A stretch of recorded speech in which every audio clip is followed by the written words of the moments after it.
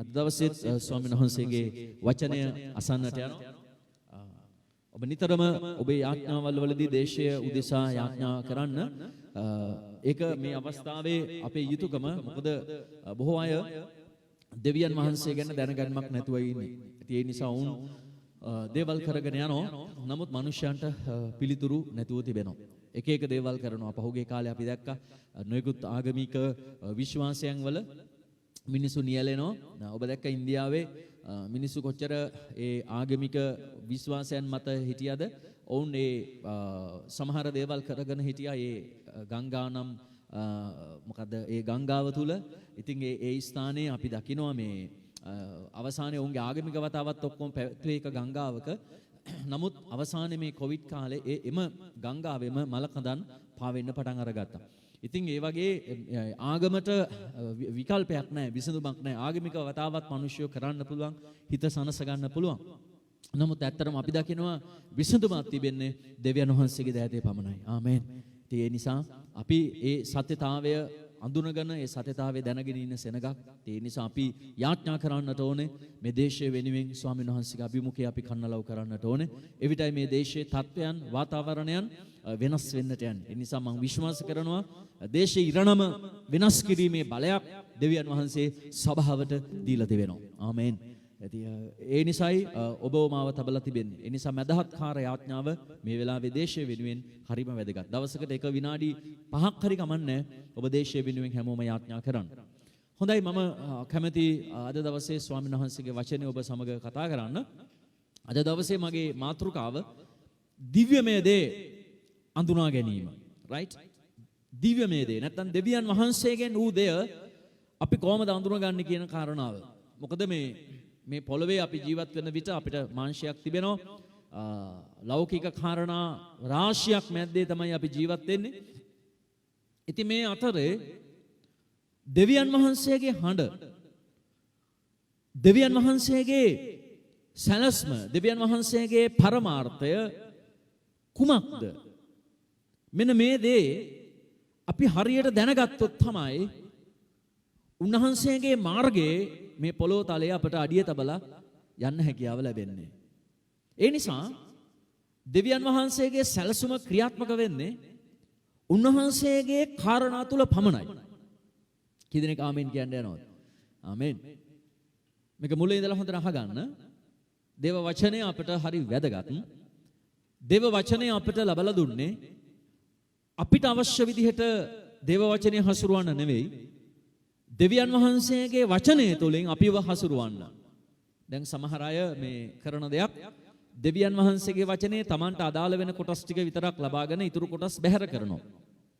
ඒක හරියන්නේ නැහැ. ඉතින් මම ඔය පහුගිය කාලේ සමහර මේ ක්‍රිස්තියානි අය මත්පැන් බොන අයත් එක්ක කතා කරලා තියෙනවා. කිතුණුවන් නම් ඔවුන් මත්පැන් බොනවා. ඒ කියන්නේ කිතුණුවන් කියන්නේ මේ සාම්ප්‍රදායික කිතුණුවන්.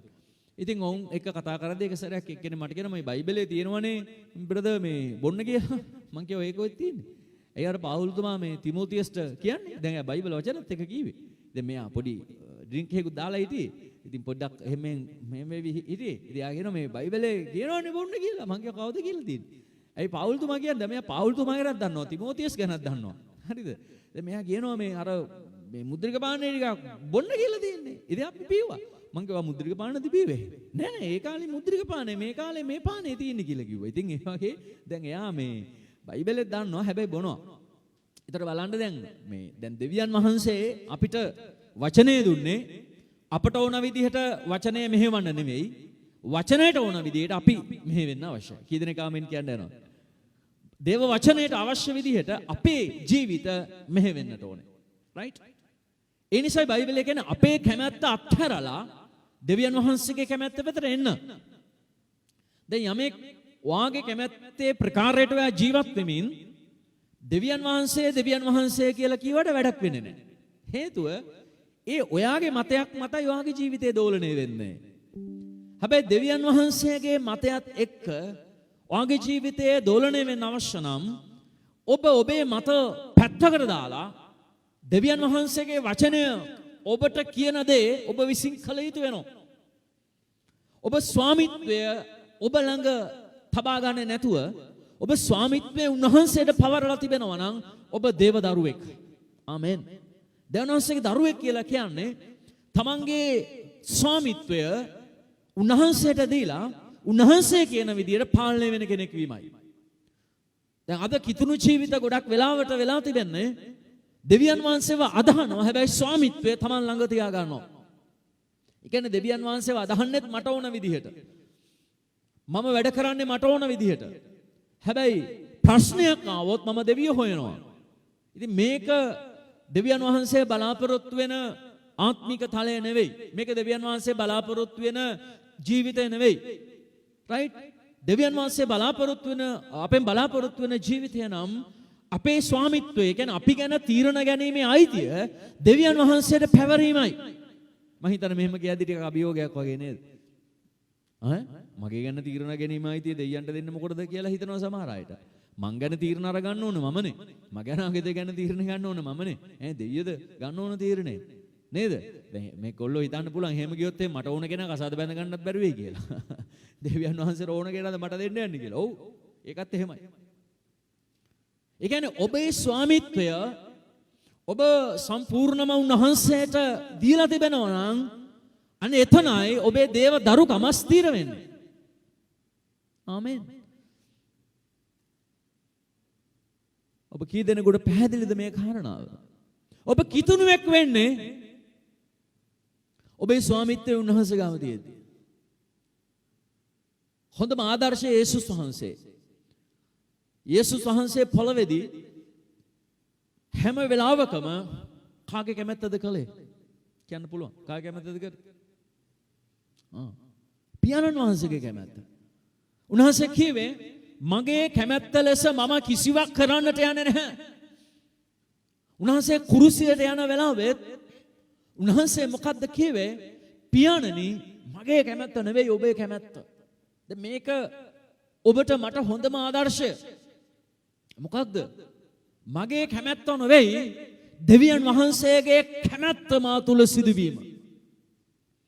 අද ගොඩක් අය මෙතන හැප්පෙනවා. මෙතන තමයි ගැටෙන්නේ.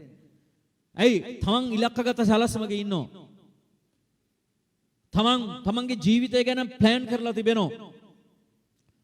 දෙවියන් වහන්සේ ඉන්නේ ඒවට මුක්කු තියන්නේ. එහෙමද? අර කෙහෙල් ගහක් කොහම අර කෙසෙල් කරන ටිකක් බර වෙද්දි කෙහෙල් ගහ මොකද වෙන්නේ? මේම පාත් වෙනවා. එතකොට මිනිස්සුම කරගන්නේ මුක්කුවක් ගන්නවා ගෙනල්ලා. ඒ පාත් වෙනවට මුක්කුව දෙවියන් වහන්සේද? ඔබේ ජීවිතේ. එහෙමනම් ඔබට වැරදිලා.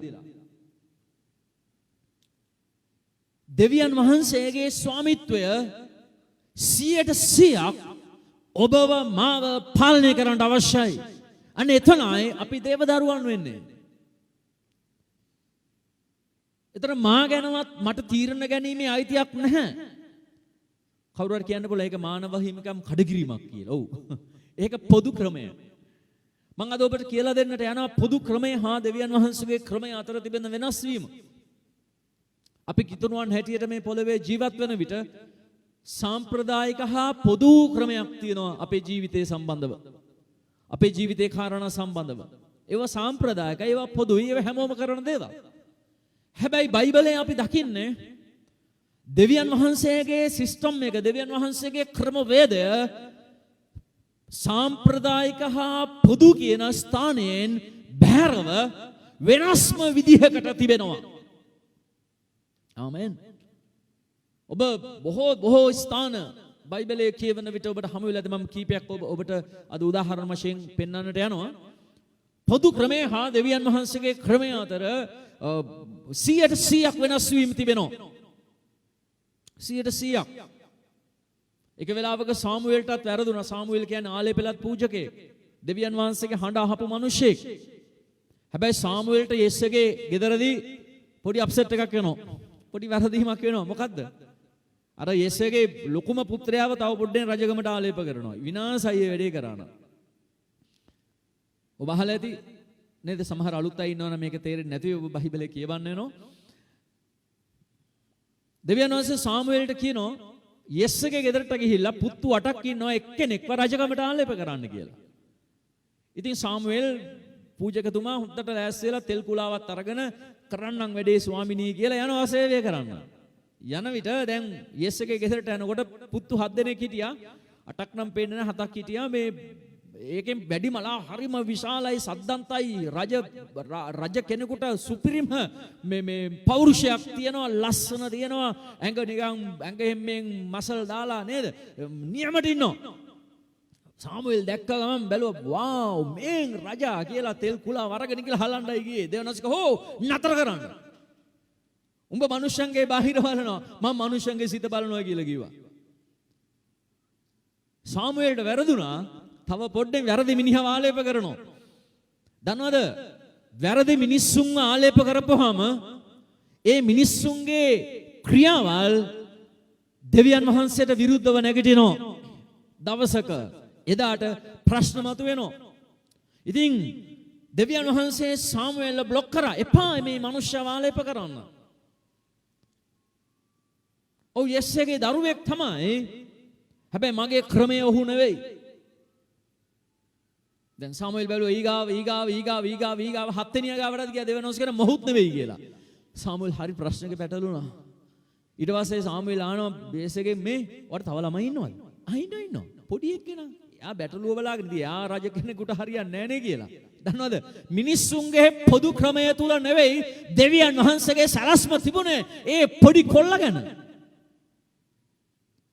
ඇඟපත දකිද්දි නේද? දැන් අපි සමාජයේ මේ සාමාන්‍යයෙන් ක්‍රමයේ අපි බලද්දි මිනිස්සු දිහා බලද්දි නේද? අපි දේවල් වලට අරගද්දි තනතුරු දෙන විට අපි බලනවා බාහිර ගොඩක් වෙලාවට. දැන් ඇමති කෙනෙක් වුණාම බඩක් තියෙන්න ඕනේ කියලා හිතනවා. ඒ වගේම ටිකක් ලොක්ෙක් වෙද්දි නේද? හොඳ පුටුවක වාඩි වෙලා ඉන්නකොට කැරකෙන පුටුවක වාඩි වෙද්දි බඩක් තියෙන්න ඕනේ. හොඳ දේහදාහරි වෙන්නට ඕන නේද? දැන් ඔය ආමියකට මේ එහෙම මිටි අය ගන්නෙ නැහැ. මේ ළඟදී මේ ලස්සන කතාවක් කියන්නද මේ පෙරේදා වුණු සිද්ධියක්. මට මේ කෝල් එකක් ආවා. කෝල් එක කියලා මේ අහනවා දැන් මම දන්නේ නැහැ නම්බර් එක. බ්‍රදර් මේ මාව මතකද? මං කිව්වා මතක නැහැනේ කවුද? එයා ඊට පස්සේ නම කිව්වා. මට මතක නැහැ ඔයාව. ඇයියනේ අපි පොඩි කාලේ අපේ ගෙදර යාඥා කරන්න ආවේ කියලා එක ලොකු දිග විස්තරයක් කිව්වා. බලපුවාම මේ ගොඩක් ඈත ඉරුදෙනිය ආයේ මේ එක ගෙදරක අපි ඒ කාලේ අවුරුදු 20කට විතර කලින් ගිහිලා යාඥා කරලා තියෙනවා. ඒ කාලේ මේ ළමයා හරි පොඩි. මිනිහා මේ වයස ගියාට උස යන්නේ. ඉතින් මං කිව්වේ මේ මොකද මං කිව්වා කුරුමිට්ටා කියලා. ඉතින් ඇඟිල්ලත් කටේ ගහගෙන හිටියේ. දැන් මිනිහා කෝල් කරනවා. ඉතින් මං කිව්වා අයියෝ පුතා අඳුර ගන්නවම බැරුණා අවුරුදු 20ක විතර පස්සේ දැන් ඔයා කොහෙද ඉන්නේ? අනේ පාස්ටර් මං සාලියපුර කැම්ප් එකට අවිල්ලා ඉන්නවා මේ ආමියකට යන්න කියලා. මං කිව්වා ඔයාට ආමිය යන්න පුළුවන්ද? උස කීයද කියලා. ඒ කියන්නේ මං දන්නවා මිනිහා හරි පොඩි මිනිහා කියලා. පස්සේ කිව්වා මේ ඒක තමයි පාස්ටර් හරි වැඩේ මේ දැන් මේ ඉන්ටර්විව් එකට ඉස්සෙල්ලා දින 14ක් අපි මේ නිරෝධායනට දාලා ඉන්නේ. ඊට පස්සේ මේ තමයි අපි ඉන්ටර්විව් කරන්න යන්නේ. ඉතින් පාස්ටර් මං ගැන යාඥා කරන්න ඉතින් මං ඉන්ටර්විව් එකට ආවා. මං කිව්වා උස කීයද කියන්නකෝ. පාස්ටර් උස නම් 4.7යි කියලා කිව්වා. මං කිව්වා 4.7යි. ඉතින් මං කිය තමුන්ට දැන් ආමි යන්න පුළුවන්ද? ඒක තමයි ප්‍රශ්නේ. ඉතින් පාස්ටර් යාඥා කරා. මං කිය මං යාඥා කරන්නේ තමුන් අඟල් 3ක් උස යන්නද කියලා. ඉතින් මිනිහා කිව්වා නෑ මං පොඩි දෙයක් කිව්වා මං එක්කෙනෙකුටත් දැන් නිලධාරියෙකුටත් පොඩ්ඩක් කියලා තියෙන්නේ. මං ඉතින් මේ ආමි එකේ යුද්ධයට යන්න නෙවෙයිනේ. මේ දැන් ආමි එකට ගන්නවනේ අර මොනවාද මේ වැඩ කරන්න. අන්න ඒකට තමයි ආවේ. ඉතින් වැඩ කරන්න පුළුවන් නේ පාස්ටර්. අනේ මොන හරි වෙන්න කියලා යාඥා කරන්න පාස්ටර් කියලා බේරෙන්න බෑ. දැන් අපි දන්නවා ආමි එකට ගන්නකොට උස බලනවා. නේද දැන් නේවි එකට අර ගන්නකොට පොඩ්ඩක් රැවුල තියෙනවද කියලාත් බලනවා. ඉතින් ඒවට වෙනම මේගොල්ලන්ට පඩි වැඩිත් වෙනවා. ඉතින් ඒ වගේ අර දේහධාරීකම අලංකාරය මේ ඔක්කොම බලනවා. ඒක තමයි පොදු ක්‍රමය. දැන් සාමුවෙල් ගියේ යෙස්සේගේ ගෙදරට පොදු විදිහට පොදු ක්‍රමයට. හැබැයි දෙවියන් වහන්සේගේ දිව්‍යමය සලස්ම තිබ්බේ වෙනස්ම කෙනෙක් එක්කයි. ආමෙන්. ඔබට යමක් වැටහෙනවද? දෙවියන් වහන්සේගේ ක්‍රමය එහෙමයි. අපිට එන මානසික තත්ත්වය තමයි පොදු විදිහට වැඩ කරන එක. හැබැයි දෙවියන් වහන්සේගේ ප්ලෑන් එක වෙනස්ම තැනක වෙනස්ම ආකාරයෙන් තිබෙනවා. අනේ ඒ නිසා මේ උදෑසන මම ඔබ උනන්දු කරන්න කැමති උන්වහන්සේගේ දරුවන් හැටියට මේ දිව්‍යමය සැලසුම් ඒ වගේම දිව්‍යමය තීරණ අපි අත්පත් කරගන්නට අවශ්‍යයි. නැත්නම් ගොඩක් අය තමන්ගේ ආත්මික ජීවිතය ගත කරන්නට යන්නේ පොදු ක්‍රමවේදයන් වලට අනුකූලවයි. ඉතින් මේ පොදු ක්‍රමවේදයන් අනිත් අයත් භාවිතා කරන දේවල්. දැන් මම උදාහරණ ටිකක් ගන්න මේ සඳහා. අපි කියමු ආර්ථික ප්‍රශ්නයක් එනවා කාට හරි. පොදු ක්‍රමවේදය මොකක්ද? හරි දෙකට සල්ලි ටිකක් ඕන වෙනවා. පොදු ක්‍රමවේදය තමයි ඉතින් ඒගොල්ලෝ බලනවා මොනවද කරන්නේ ටිකක් ඒ කියන්නේ පොඩි මුදලක් නම් රුපියල් 10000ක් 15000ක් නම් ඒ භාර්යාව හරි ස්වාමියා හරි යෝජනා කරයි එක පවුලක් ගත්තොත් මේ මාළි උකස් තියලා මේ 10000 ගමු එච්චරයි. ඉතින් හැමෝම බලනවා ගෙදර අය ඒක හොඳයි නේද පස්සේ බේර ගන්න මේක අපි උකස් තියමු කියලා. ඒ උකස් තියලා රුපියල් 10000 ලබා ගන්නවා. හරි ලේසි. පොදු ක්‍රමවේද මම සරල උදාහරණයක් කියන්න ඔබට. හැබැයි මේක තව පැත්තක් තියෙනවා දෙවියන් වහන්සේගේ මිනිස්සෙකුට. ඔහුට පුළුවන් යාඥා කරන්න. ඔහුට පුළුවන් ආර්ථික හාස්කමක් දෙවියන් වහන්සේගෙන් ඉල්ලන්න ඇදහිල්ල කරන කොටගෙන ඔහු දැක්කොත් ස්වාමින් වහන්සේ මට මේ දේ සපයන්න යනවා කියලා ඔහු ඇදහිල්ලෙන් ඒ 10000 අත්පත් කරගන්න යනවා. දැන් මේක වෙනස් ක්‍රමයක් right? මේක අර උඩුගම් බලා පීනනවා වගේ. මේ දෙවියන් වහන්සේගේ සිස්ටම් එක හරිම වෙනස්. ආබ්‍රහම්ට බැටළුවෙක්ව අර මොරියා කන්දේ දෙවියන් වහන්සේ තිබ්බා. ඒක ආබ්‍රහම් දන්නේ නැහැ. කොහෙන් හරි කාගේ හරි බැටළු ගාලක බැටළුවෙක් ඔය කන්දට ඇවිල්ලා දවස් ගාණක් ඌ නැති වෙලා කොහේ හරි පඳුරක පැටලිලා ආබ්‍රහම් පූජාව කරන්න යන තැන එහා පැත්තේ මේ බැටළුව හිටියා. ඒක වෙන්න බෑ. නමුත් වුණා. හැමෝම කියන්නේ වෙන්න බෑ නමුත් වුණා. හයියෙන් කියන්නේ වෙන්න බෑ නමුත් වුණා. එතකොට දෙවියන් වහන්සේගේ දිව්‍යමය දේ කියන්නේ අන්න වෙන්න බෑ නමුත් වෙනවා. අන්න එතනයි. ඊශ්‍රායල් සෙනගට රතු මුහුද ඉදිරියේ ඔවුන්ට පාරක් තිබුණේ නැහැ. ඔවුන්ට ආපහු ගියොත් මිස්රේ හමුදාව වෙනවා මේ උන්ව මරන්න ලෑස්තිලා. ඉස්සරහට යන්න බෑ මුහුද ගිලිලා මැරෙනවා අර පැත්ත අනිත් පැත්තට යන්න බෑ කාන්තාරේ මේ පැත්තේ වනාන්තරේ චණ්ඩමුරුග ඉන්නවා යන්න බෑ පාරවල් නැහැ. එකම විසඳුම පොදු ක්‍රමවේදය අනුව මරණය විතරයි. මරණය විතරයි. එක තැන හිටියත් මැරෙනවා ඉස්සරහට ගියත් මැරෙනවා පිටිපස්සට ගියත් මැරෙනවා දෙපැත්තට ගියත් මැරෙනවා. හැබැයි මේ මුහුද මැද දෙවියන් වහන්සේ දැක්කා පාරක් තියෙනවා. කීදෙනෙක් ආමෙන් කියන්න යනවද? දැන් කවුරු හරි කියවනම් එහෙම මාර වැඩේ මොකක් හරි අර මේ මොන හරි අර මොනවාද අර ලී කෝටු ටිකක් එකතු කරලා මොකක් හරි තෙප්පමක් කියලා අර හදාගන්නේ. ඕ මොකක් හරි ටයර් එකකවත් දාගෙන මේ ටියුබ් එකක්වත් දාගෙන රතු මුහුද තරණය කරමුද කියලා. මිනිස්සු තමයි හැකියාවෙන් ගමන් කිරීම එකක්. ඒක පොදු ක්‍රමවේදයක්. හැබැයි දෙවියන් වහන්සේගේ ප්‍රඥාව තුල දෙවියන් වහන්සේගේ ආත්මය තුල දෙවියන් වහන්සේගේ හැකියාව තුල ඔබ යැපීම තමයි දිව්‍යමය ස්වභාවය. මම කැමති ඔබගේ පොදු ඇදහිල්ලෙන් නැත්නම් පොදු ඇදහිලි ක්‍රමවලින් ඔබට ඔබගේ එන්න.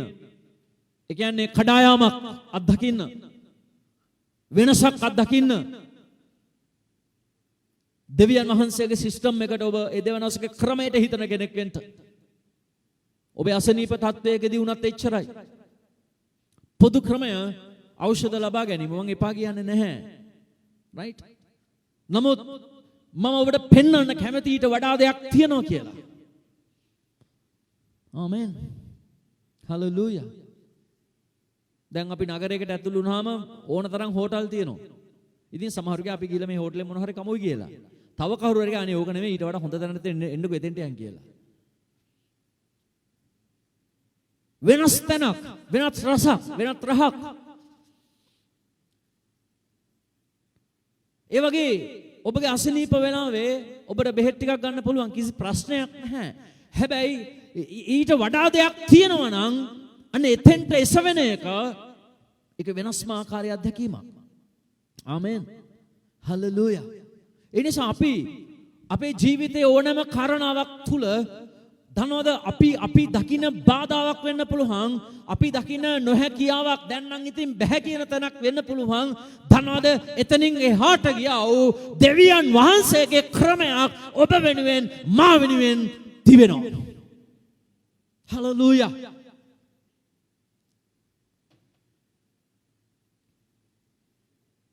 අපි දකින්නේ එන්න එකක් නෙවෙයි අපි දකින්නේ බෙන්ඩ් එකක් කියලා මතක තියාගන්න.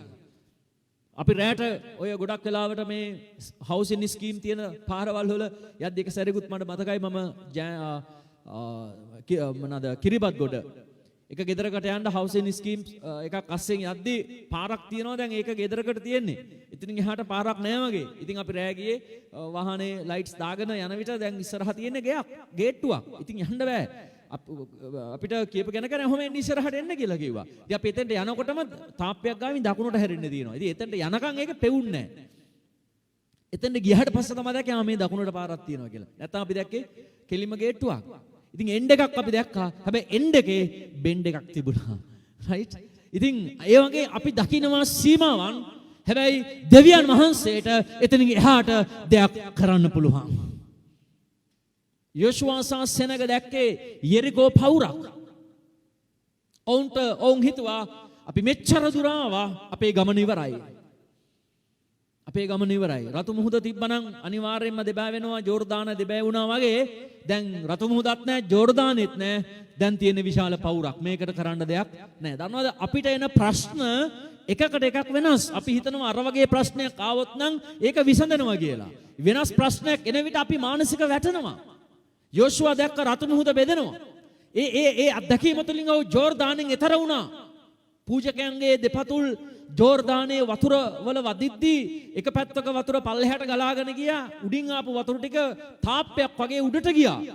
ඊශ්‍රායල් සෙනග ජෝර්දාන මැද්දෙන් එතර වුණා. ඒක හාස්කමක්. ඒක රතු මුහුද ගාව සිදු වුණා වගේම තවත් ඒ වගේම ජලයේ තුල සිදු වුණු හාස්කමක්. ගංගාවක් තුල මුහුදක් තුල සිදු වුණු දෙයක්.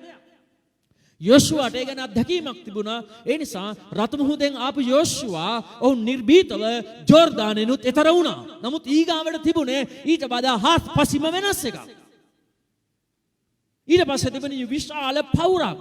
ඉතින් පවුර දෙකට බෙදෙන්නේ කොහොමද? ජලය නම් දෙකට බෙදෙයි. මොකද ජලය බෙදන්න පුළුවන් නේ. එතකොට ඒ ස්ථානයේ සෙනගට බලාපොරොත්තු නැති තැනකට සෙනග පැමිණියා. නමුත් අපි දැක්කා අපි බයිබලයේ කියවන විට අපි එදා හිටියනම් අපිට පේන්නේ නැහැ. අපි කරන්නේ අnder එක. රයිට්? අද අපිට එන ප්‍රශ්න එද්දි ඒකනේ අපි කරන්නේ. ඉතින් එදා හිටියනම් අපි තෝක තමයි කරන්නේ. අද ඉතින් අපි චණ්ඩිය වගේ දේව වචන අහනවා, අපි චණ්ඩිය වගේ දේශනා කරනවා නේද? ඒ තැන් වලට යන විට තමයි ඒක අමාරුව තේරෙන්නේ. යෝෂුවා යෙරිකෝ ළඟට ප්‍රශ්නයක් යන්න බෑ ඉස්සරහට. පවුරක්, ලොකු නුවරක්. මොනවද කරන්නේ? කර ගන්න දෙයක් නැහැ. හැබැයි ඔවුන් නොදකින අධිස්වභාවික කඩායාමක් අධිස්වභාවික දිව්‍යමය ප්ලෑන් එකක් දෙවියන් වහන්සේ ළඟ තිබුණා. හලෙලූයා. ඔබයි මායි අදහන්නේ සෙල්ලම් දෙවි කෙනෙක් නෙවෙයි. රයිට්? අපිට බෑ දෙවියන් වහන්සේත් එක්ක සෙල්ලම් කරන්න. හොඳට මතක තියාගන්න. ජිලි බෝල ගහන්න බෑ. රයිට්? අර පොඩි කාලේ ඔයා හොරා මම පොලිස් ඔයා හොරා වගේ ඒව කරන්න බෑ. පොඩි ළමයි වගේ වැඩ කරන්න බෑ. දෙවියන් වහන්සේ කියන්නේ දෙවියන් වහන්සේ ඔබගේ මගේ ප්‍රඥාවට වඩා ඒක හරි උසස්. ඒක හරි ඉහළයි. අපිට බෑ අපේ ප්‍රඥාවෙන් දෙවියන් වහන්සේගේ දේවල් වලට බාධා කරන්න. අපිට බෑ අපගේ ඥානය පාවිච්චි කරලා මම මේක කරනවා ඒක කරනවා මේක කරනවා කියලා දෙවියන් වහන්සේගේ දේවල් විනාශ කරන්න ඔබට බෑ. මොකද දෙවියන් වහන්සේ කියන්නේ මහත් දෙවි කෙනෙක්. හලෙලූයා. යෙරිකෝව ළඟ මේ දෙවියන් වහන්සේගේ සැලැස්ම නතර වුණේ නැහැ. ඒ නිසා අපි යන මේ කිතුණු ජීවිතේ අපි කරන මේ සේවයේ අපිට යෙරිකෝව වගේ මිනිස්සු හම්බ වෙනවා. අපට අද විශාල යෙරිකෝ පවුරක් හම්බ වෙන්නේ නැහැ. හැබැයි යෙරිකෝ පවුර වගේ මිනිස්සු අපට හම්බ වෙනවා. අපි ඉස්සරහ හිට ගන්නවා මම දෙන්නේ ඔයාට මෙතනින් එහාට යන්න කියලා. හැබැයි ස්වාමින් වහන්සේට ඒක විහිළුවක් විතරයි. ධනද දෙවියන් වහන්සේගේ බලය ක්‍රියාත්මක වන විට පවුරු බිඳ වැටුණා. මට මතකයි මම රාජාංගනයේ සේවය කරන වෙලාවේ මුළු ගමක්ම එදිරිවාදීව ඇවිල්ලා ඔවුන් කීවා මේ පල්ලිය වහනවා දැන් අපි කියලා. ඔවුන් ලොකු ලියුමක් ගෙනල්ලා මට බාර දුන්නා. අදින් පස්සේ මේ දේව මෙහෙන් බෑ කියලා කිව්වා. මුළු ගමක් ආවා. මං හිතන්නේ මිනිස්සු 500ක් විතර ආවා. මම පොඩි මට අවුරුදු 26ක් 27ක් වගේ වෙලාවේ. ලොකු අභියෝගයක් මම බැලුවා වාව් මම මාර මිනිසෙක්නේ දෙවියන් වහන්සේ මාව ගමක් කලඹන්න තියලා තියෙනවා කියලා. මට ඕක කරන්න බෑ. මං ගමේ ග්‍රාම සේවක කෙනෙක්වත් නෙවෙයි. හැබැයි මුළු ගමක් මගේ ගැන බය වෙලා. ඉතින් ඒකට හේතුව දෙවියන් වහන්සේ මා සමගයි. ආමේන්. හලෙලූයා. ඉතින් ලියුමක් ගෙනලා දුන්නා. මේක වහන්න ඕනේ, මේ පල්ලිය වහන්න ඕනේ කියලා කිව්වා. මට මතකයි එයාගේ නම මේ සෙනවිරත්න කියලා ඒ ගමේ නායකයා. කොට මහතා ටිකක් තදවල මිනිහෙක් ගෙනලා දුන්නා. මෙන්න මේ ලියුම මෙන්න ගමේ විරෝධය අපි ඔබතුමා ඉදිරියේ දිනනවා. අදින් පස්සේ පල්ලිය බෑ කියලා කිව්වා. ඊට පස්සේ ඌ කියලා කෑ ගහලා මට බැනලා පුළුවන් තරම් දේවල් කියලා යන්න ගියා. නමුත් රාජාංගනයේ සේවය තාමත් යනවා. සෙනවිරත්න ඒ කවුද මිනිසයා මෙලවෙන් සමුවර ගත්ත පහුගිය කාලේ මං හිතන්නේ. සභාව යනවා. හාලෙලූයා. සභාවට විරුද්ධව දෙවියන් වහන්සේගේ රාජ්‍යයට විරුද්ධව දෙවියන් වහන්සේගේ දිව්‍යමය දේට විරුද්ධව කිසිවෙකුට හිට ගන්න බෑ. එහෙම වුණොත් ඔවුන් විනාශ වෙලා යයි. දෙවියන් වහන්සේගේ සභාව දේව රාජ්‍ය ඉදිරියටත් ඉහළටත් ගමන් කරයි. යෙරිකෝව උන්වහන්සේට ප්‍රශ්නයක් වුණේ නැහැ. හලෙලූයා. අපි දන්නවා මෙතනත් ඒ වගේ අපි මේ දේවස්ථානය හදලා තියෙන තැනත් අපිට කොච්චර දේවල් පැමිණුණාද? අපි ඔය ගිනි තියලා විනාශ කරන්න හැදුවා. 2003 අවුරුද්දේ දෙසැම්බර් 21 මහා ගින්නක් ඇවිලුවා පෙට්‍රල් බෝම්බ දාලා. අපිව වළක්වන්න පුළුවන් වුණාද? ඊට හේතුව දිව්‍යමය දෙයක් අප මැදේ තිබෙනවා. අපේ ඇහැට පෙනෙන දෙයක් තියෙනවා. ඔබේ ඇහැට මේ පාස්ටර්ව පේන්න පුළුවන්. ඉතින් ওই මිනිහයාට ඔබ ඕන දෙයක් කියන්නත් පුළුවන්. රයිට්? හොඳ කියන්නත් පුළුවන්, නරක කියන්නත් පුළුවන්, බයින්නත් පුළුවන්, ඕන දෙයක් කරන්න පුළුවන්. කිසි අවුලක් නැහැ. හැබැයි මම දන්නවා මේක මගේ වැඩක් නෙවෙයි. මම දන්නවා මෙතන දිව්‍යමය දෙයක් තිබෙනවා කියලා. මම ඒක දැකලා තිබෙනවා. ඒ නිසායි මමත් බොහෝ දේවල් අහගෙන කරගෙන මේම කරගෙන ඉන්නේ. දිව්‍යමය දෙයක් මෙතන තියෙන හින්දා. මම මගේ ස්වාමිත්වයේ උන්වහන්සේට දීලා උන්වහන්සේ කියන විදිහට මම යටහත් වෙනවා. බාධා එනවා, පීඩා එනවා, ප්‍රශ්න එනවා උඩින් යන්න. හැබැයි මම ස්වාමිනිවා මගේ ස්වාමීන් වහන්සේ. ඔයා මාව කැඳෙවේ. මිනිස්සෙක් නෙවෙයි මාව කැඳෙවේ. ඔයා කියන දේ මම කරනවා. ඒ නිසා අපි දකින්නට ඕනේ ඕනෑම ස්ථානයක, ඕනෑම අභියෝගයක, ඕනෑම ප්‍රශ්නයක ඔබේ ලෙඩ රෝගයක් වෙන්න පුළුවන්. ඔබේ ආර්ථිකමය ගැටලුවක් වෙන්න පුළුවන්. නමුත් එතනින් එහාට ගියා වූ දිව්‍යමය සලස්මක් ඔබ වෙනුවෙන් මා වෙනුවෙන් තිබෙනවා. අර එලියා එලිෂාට කිව්වා මගේ ඒක දැක්කොත් ලබනවා. හැමෝම කියන්නේ දැක්කොත් ලබනවා. තවබඩ හයියෙන් කියමු දැක්කොත් ලබනවා. ප්‍රශ්නය මිනිස්සු අද ඒක දකින්නේ නැහැ. දිව්‍යමය දේ. මිනිස්සු ප්‍රශ්නේ එක පොරබදිනවා. ප්‍රශ්නේ තුල හිර වෙනවා. ඊට පස්සේ දැන් ඔක්කොම අතහැරලා දාමු කියනවා. වැටිලා යනවා. හැබැයි එතනින් එහාට ගියා වූ දෙවියන් වහන්සේගේ දේ අත්පත් කරගන්නට උන්ට බැරි වෙනවා. ඔවුන් හරියට අර මේ මොනවාද නරියනේ කිව්වා කියන්නේ. නරිය මොනවා කිව්වා කියන්නේ මිදි. මිදි තිත්තයි කිව්වලු. හැබැයි ලේනෙක් ඕක කියන්නේ නැහැ නේ. මම මීට කලිනුත් ඕක කියලා තියෙනවා. නරියෙක් කියන්න පුළුවන්. බැරි උඩ පැනලා බැරි වුණාම අතහැරලා දානවා. ඔය මිදි තිත්තයි බං කියලා යන්න යනවා. හැබැයි ලේනා කියන්නේ ඒක. නරිය මිදි තිත්තයි කියලා යනකොට යනෝ යන්න ලේනා කිය යනෝ යන්න මිදි මාර රසයි කියලා ලේනා රුන් ගාලා උඩ නැගලා මිදි කඩාගෙන කයි. ඒ උට හැකියාව තියෙනවා ගහ උඩට යන්න. ඒ වගේ සමහර බාධා ඉදිරියේ මිනිස්සු වැටිලා යනවා අපරාධේ. හැබැයි දිව්‍යමය ප්ලෑන් එක දැක්කොත් අපි ඒක අත්පත් කරගන්නට යනවා. ආමේන් හලෙලූයා. ඒ නිසා ආත්මික තලයක ඉන්න මිනිසෙක් වෙන්න ඕනේ.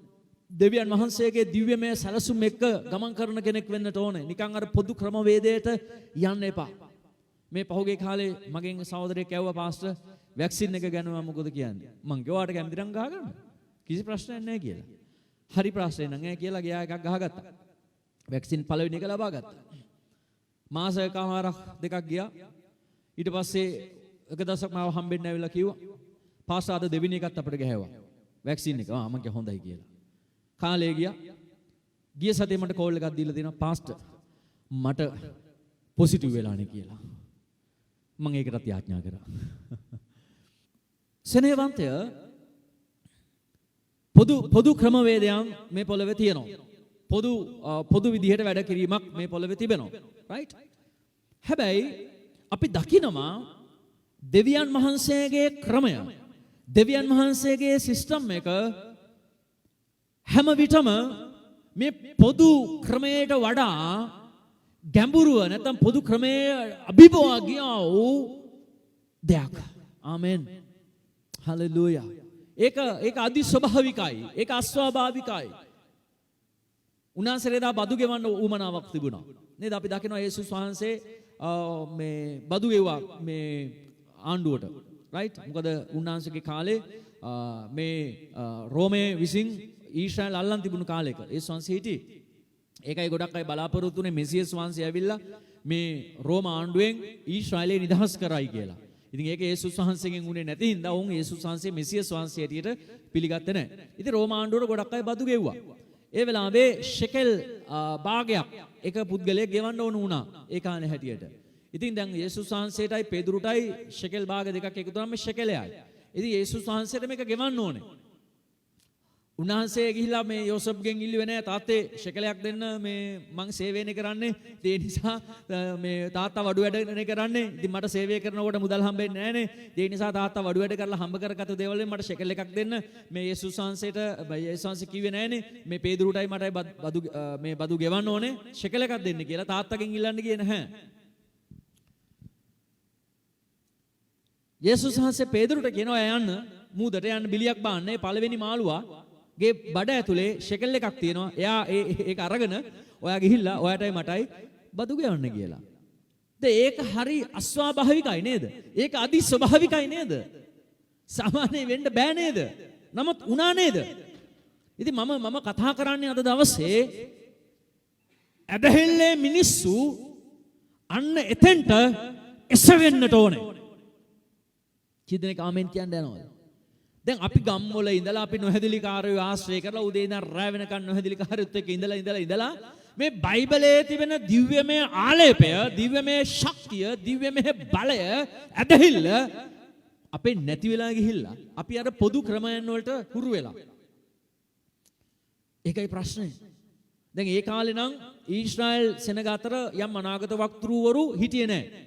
අනාගත වක්තෘවරු දෙවියන් වහන්සේ ආලේප කළාම මේ විශේෂ පුද්ගලයන් හිටිය කඳුවල. අපි ඉගෙනගෙන තියෙනවා පරණ කිවිසුමේ අනාගත වක්තෘ සම්බන්ධව. අපි ඉගෙන ගද්දී දැක්කා අපි ඉගෙන ගත්තා මේ හැම අනාගත වක්තෘවරයෙක්ම තමන්ගේ අම්මගේ තාත්තගේ ගෙදර හිටියේ නැහැ. රයිට්?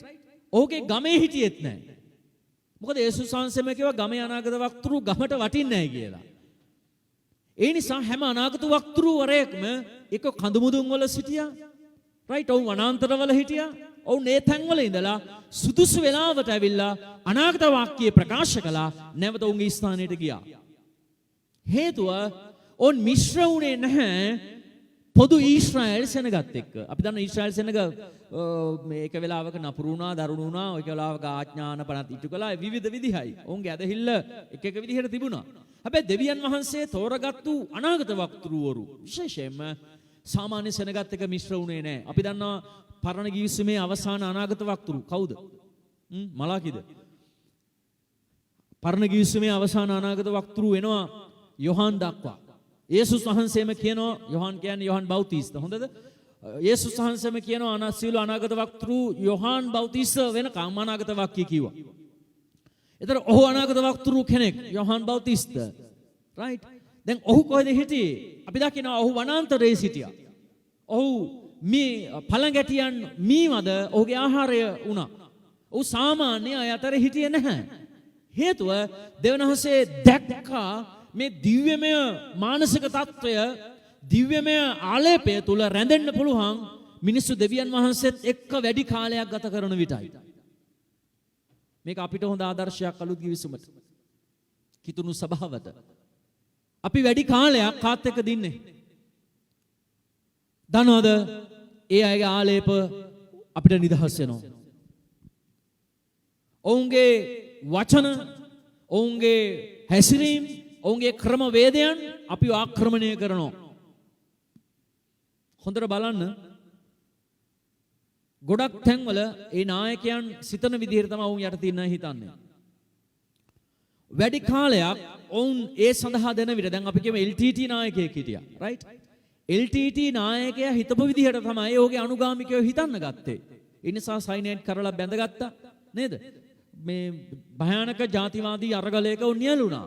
ඒ නායකයා හිතන විදිහට නැතුව කවුරුත් හිතුවේ නැහැ. දැන් අපි දන්නවා සමහර රටවල් වල ඉන්න තවත් LTT කට්ටිය ඒ මතය ගෙනියනවා ඉස්සරහට.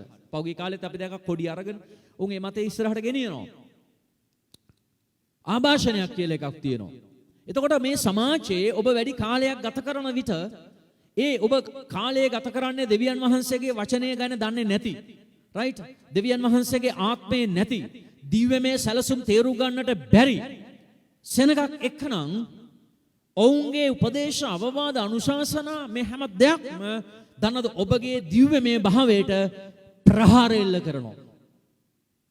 ඔබ පොදු ක්‍රමවේදයන් වලට ඊට පස්සේ ඇතුල් වෙනවා. ඔබ ආත්මිකයෙක් වෙන්න පුළුවන්. ඔබ දෙවියන් වහන්සේගේ දරුවෙක් වෙන්න පුළුවන්. නමුත් ඔබ નિરાයාසයෙන්ම පොදු ක්‍රමවේදයන් වලට ඇතුල් වෙන්නට පටන් අර ගන්නවා. හැබැයි අනාගත වක්තුරුවරු දෙවියන් වහන්සේ වෙන් කරගත්තු අය වෙනම තබලා තිබුණේ දෙවියන් වහන්සේට කැමති වුණේ නැහැ මේ අය පොදු ක්‍රමවේදයන් වලට ඇතුල් වෙනවට. ඒ නිසා ඔවුන් හරහා අදි ස්වභාවික බලය ක්‍රියා කරන්නට පටන් අරගත්තා. අපි දන්නවා එලිෂා හරහා එලියා හරහා අදි ස්වභාවික බලය ක්‍රියාත්මක වුණා. දැන් පොරෝතලය ගංගාවට වැටුණු වෙලාවේ පොදු ක්‍රමවේදය මොකද්ද? යෝර්දානේ වතුර මේ අපි කතාවට කියොත් කට කපලා වතුර යනවා. ගංගාවකට නේද ඔබට පේනවා ඇති මහවැලි ගඟ නේද ඔය නුවර යද්දි කටුගස්තර පාලෙමින් ඔබේ පොරවක් වැටුණා නම් එහෙම මහවැලි ගඟට ඉතින් මේ කතාවට කියන්නේ සොරි තමයි නේ ආයෙ ඉවරයි ගන්න බෑ. ඉතින් පොදු ක්‍රමවේදය එලිෂා ගාවට ඇවිල්ලා කිව්වා අයියෝ පොරෝ අනුන්ගෙන් ඊළගත් එකක් වැටුණා මේ ගංගාවට ස්වාමිනී කියලා. එලිෂා ගියා ලී කැල්ලක් දැම්මා අර අඩිය තිබ්බේ පොර උඩට පාවෙන්න පටන් ගත්තා පොරෝ තලේ. මේක අදි ස්වභාවිකයි. දැන් එලිෂා වෙන ක්‍රමවේදයන් වලට හිතුවා නම් අනිත් අය වගේ දැන් කරන්න දෙයක් නැහැ. කඩෙන් එකක් අරන් එලා අර ගත්තු මිනිහට දෙනවා කියලා කියයි. ඒකට වෙන විකල්පයක් පාවිච්චි කරයි. මුදල් තියෙනවා නම් අරගෙන ඒක වැඩේ කරයි. හැබැයි හාස්කමකට යන්න හම්බ වෙන්නේ නැහැ. සමහර වෙලාවට ඔබේ සමහර හැකියාවන් දක්ෂතා හරිද ඔබේ මුදල් හැකියාව ඔබට හාස්කමකට යන්න වල කපනවා නැත්නම් ඔබේ හාස්කම අහිමි කරනවා. රයිට්? හාස්කම අහිමි කරනවා. අර ශාරපත් වැඳ වූ කාන්තාවට මුදල් තිබුණා නම් ඇගේ පිටි මුට්ටියේ හාස්කම ඇය අත්දකින්නට යන්නේ නැහැ. ඇගේ තෙල් කුලාවේ හාස්කම ඇය අත්දකින්නට යන්නේ නැහැ. ඇය දිව්‍යමය ආධිපත්‍යය තුලින් දේවල් ලබන්නට යන්නේ නැහැ.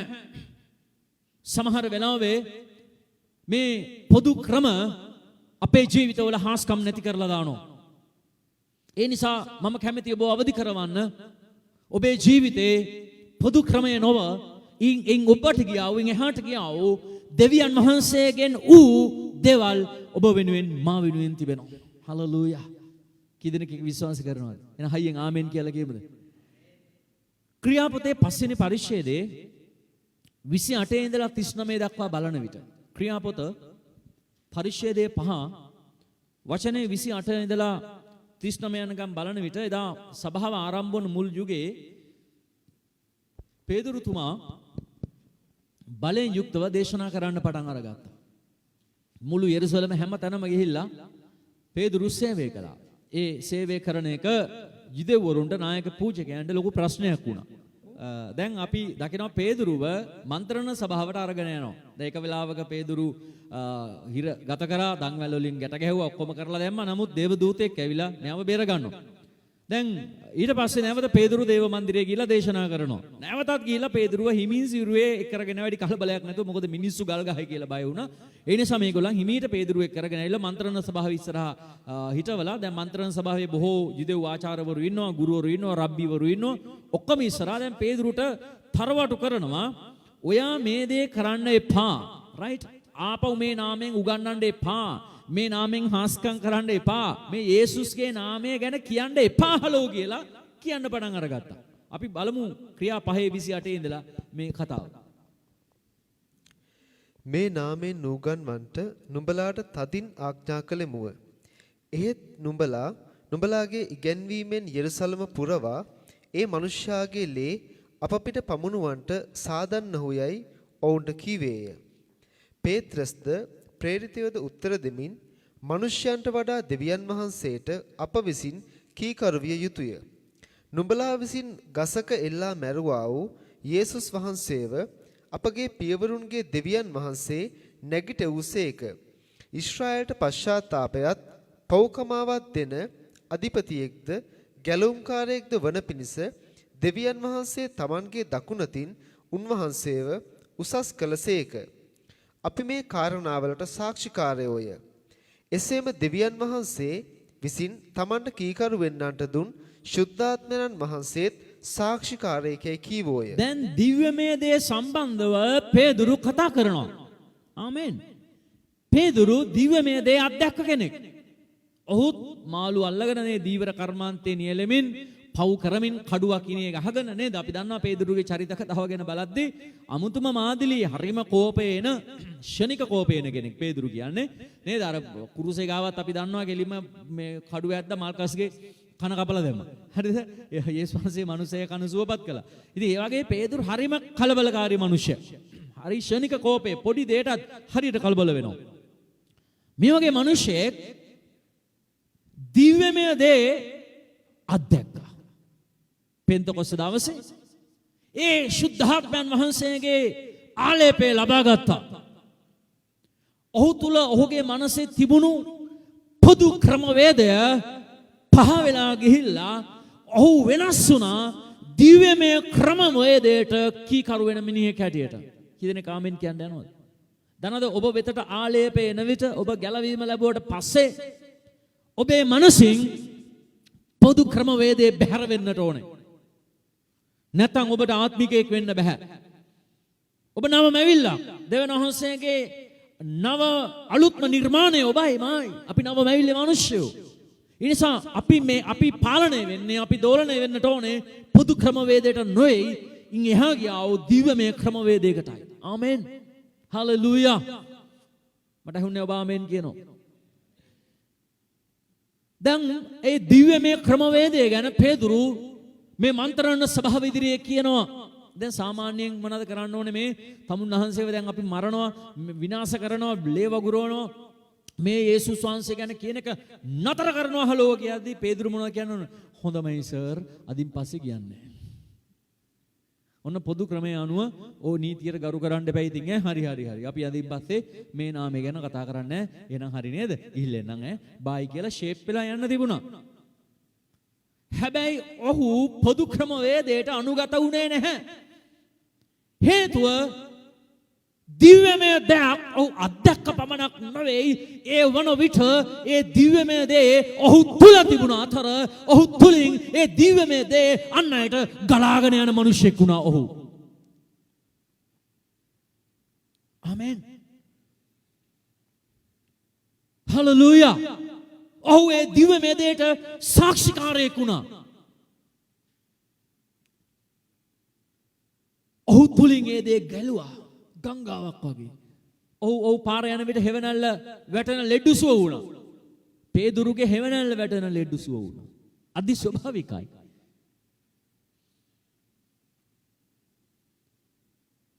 අපිට හෙවණැල්ලක් තියනවද කියලා මතකත් නැහැ. දිව්‍යමය දේ තවත් අය වෙතට සම්ප්‍රේෂණය වුණා. ඔහු දේශනා කරන විට ශුද්ධාත්මාලේපය ලැබුවා. කොර්නෙලියස්ගේ ගෙදර මිනිස්සු වෙතට ශුද්ධාත්මයන් වහන්සේ පහළ වුණා. පේදුරු දේශනා කරන විට ඔහු දිව්‍යමය දේ අත්දැක්කා. දිව්‍යමය වෙනස ඔහු වෙතට ආවා. ඒ දිව්‍යමය තරණ වහන්සේ උතුළු වාසය කළ අතර ඔහු හරහා ගංගාවක් මෙන් ඒ දිව්‍යමය බලය ගලාගෙන ගියා. එවැනි මිනිස්සෙකුට දැන් පුළුවන්ද පොදු ක්‍රමවේදයට අවනත වෙන්න? බෑ. මොකද මොහු වෙනස් කෙනෙක්. පීඩාව ආවා, ප්‍රශ්නයක් නැහැ. ඔහු පොදු ක්‍රමවේදයට ගියේ නැහැ. ඔහු ඒ වෙනුවෙන් ඒ දිව්‍යමය දේ වෙනුවෙන් ඔහු ජීවිතේනවත් දෙන ස්ථානයකයි සිටියේ. ඔහු එච්චර ඒ සත්‍යතාවය අත්දකලා තිබුණා. ආමෙන්. හලලුයා. ඉතින් ඔව් දේශනා කරන ඔව් එතන කතා කරන්න ගත්තා. ඕගලන් එන ගහලා මැරුවා වේ යේසුස් වහන්සේ දෙවියන් වහන්සේ විසින් මලවුන්ගේ නැගිට්ටෙව්වා. උන්වහන්සේ තමයි පව් කමාව දෙන තනන් වහන්සේ. උන්වහන්සේ තමයි ඊශ්‍රායල් වරුන්ට අධිපතියා. උන්වහන්සේ තමයි ඊශ්‍රායල් වරුන්ට ගැලවුම්කාරය කියලා දේශනා කරා. මේ අධිපතිවරු ඉස්සරහ කතා කරන්නේ. ඔබ ඔක්කොගෙට වඩා අධිපතියෙක් උන්වහන්සේ කියලා. තරහ යන්නේ නැද්ද අර මිනිසුන්ට නේ? ඊට පස්සේ කියනවා 33 වෙනි වචනේ ඔහු ඒ අස අතිශයින් කෝප වී මෝ මරන්ට අදහස් කළා. කොහමද? මේ අධිපතියෝනේ මේ පේදුරුව රැස් කරේ. පේදුරුට එන්න කිව්වේ. මේ නඩු අහන්න පේදුරු කියන උඹලටත් වඩා අධිපතියෙක් උඩ ඉන්නවා කියලා. කොහොම වෙන්නේ අර ගොල්ලන්ට? ඒගොල්ලෝ හරියට තරහ ගියා. රයිට්? ඒ වෙලාවේ ඔතන හිටියා ගමාලියෙල් කියලා කෙනෙක්. මම ඔබට කැමති මේ චරිතය මතු කරන්න මේ මන්ත්‍රණ සභාවේ ඔහු නැගිට්ටා. ඔක්කොම නිහඬ කරලා කිව්වා ඔහු පිළිගත්ත කෙනෙක්. ගමාලියෙල් කියන්නේ ඊශ්‍රායල් හිටියේ හොඳ ගුරුවරයෙක්. ඔහු දේව ධර්මාචාර්යවරයෙක්.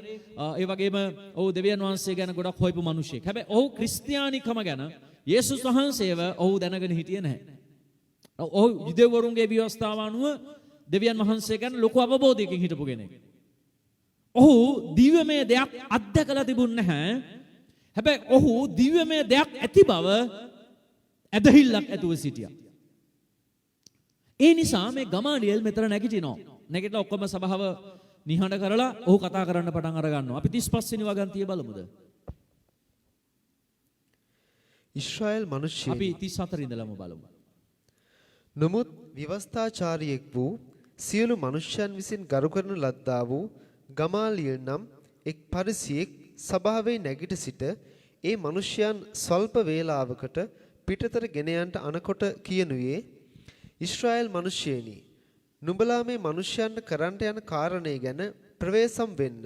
දැන් මේ අධිපතින්ට කියනවා මේ ඔයගොල්ලෝ ටිකක් ප්‍රවේශම් වෙන්න. ඔයගොල්ලෝ දැන් පොදු ක්‍රම වේදේ අනුව මේ මිනිස්සුන්ව මරන්නනේ හදන්නේ. මේ මිනිස්සු විනාශ කරන්නනේ හදන්නේ. හැබැයි ටිකක් මේ ගැන ප්‍රවේශම් වෙන්න. රයිට්? කියන්නේ. මක්නිසාද මේ දවස්වලට පළමුවෙන් තුදාස් තෙමේ තමාත් වැදගත් කෙනෙක් කියා නැගිට්ටේය. ගණනි 400ක් පමණ මිනිස්යෝ ඔහුට එකතු වුණෝය. ඔහු මරණ ලද්දේය. ඔහුට යම් පමණ දෙනෙක් කීකරු වූවෝද ඒ සියල්ලෝම විසිරුවනු ලැබ නැති වී ගියෝය.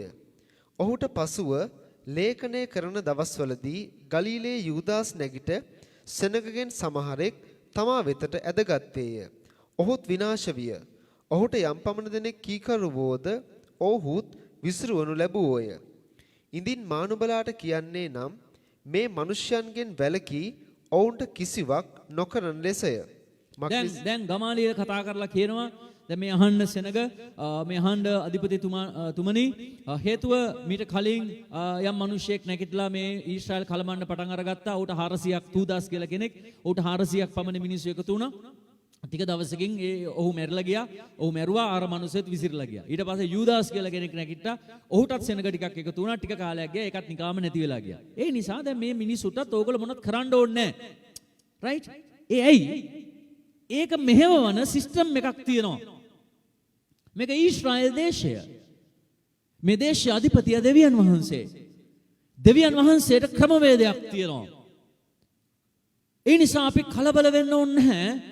අපි නිහඬ වෙමු. දෙවියන් වහන්සේ එතුමාගේ ක්‍රමවේදය මේ කාරණාවේදී පාවිච්චි කරයි. මොකද තුදාස් නැගිටින විට දෙවියන් වහන්සේගේ ක්‍රමවේදය ක්‍රියාත්මක වෙලා ඔහු නැති වෙලා ගියා. යුදාස් නැගිටින විටත් දෙවියන් වහන්සේගේ ක්‍රමවේදය ක්‍රියාත්මක වෙලා ඔවුන් නැති වෙලා ගියා. ඉතින් මේ ගමාලියෙල් කියනවා මේ පේදුරුලගේ ප්‍රශ්නේදීත් අපි දෙවියන් වහන්සේට මේ කාරණාව බාර දෙමු. දෙවියන් වහන්සේ මේක විසඳයි කියන්නේ. මක්නිසාද මේ මන්ත්‍රණය හෝ මේ ක්‍රියාව මනුෂ්‍යයන්ගෙන් වී නම් ඒක පෙරලා දමනු ලබන්නේය. නමුත් ඒක දෙවියන් වහන්සේගෙන් වී නම් ඔවුන් පරාජය කරන්නට නුඹලාට බැරිය. ගමාලියෙල් කියනවා මේ පේදුරුගේ ඇදහිල්ල නැත්නම් මේ පේදුරුතුමා ක්‍රියා කරන ආකාරය ගැන මේ ගමාලියෙල් ඇතුළු යුදෙව් මන්ත්‍රණ සභාවට ලොකු මේකක් එලිදරව්වක් තිබුණේ නැහැ. ඔවුන් පොදු ක්‍රමවේදය අනුව දැන් සාකච්ඡා කරගෙන ඉන්නේ. හැබැයි ගමාලියෙල් ඊට වඩා වෙනස් දෙයක් කියනවා. අපි මේකට විරුද්ධ වෙන්න ඕනේ නැහැ. මේ ක්‍රියාව දෙවියන් වහන්සේගෙන් නොවේ නම් ඒක තව ටික දවසකින් අනිවාර්යයෙන්ම ඕක නැති වෙලා යනවා. හැබැයි මේක දෙවියන් වහන්සේගෙන් නම් කියන්නේ එසේ උත්සාහ කළොත් සමහර විට නුඹලා දෙවියන් වහන්සේට නමුත් ඒක දෙවියන් වහන්සේගෙන් වී නම් ඔවුන් පරාජය කරන්නට නුඹලාට බැරිය. එසේ උත්සාහ කළොත් සමහර විට නුඹලා දෙවියන් වහන්සේට පවා විරුද්ධව යුද්ධ කරන්න හොවන්ට පුළුවන් නැයි කීවේය. දනවද මේ ගමාලියලට තිබුණා යම් දිව්‍යමය අවබෝධයක්.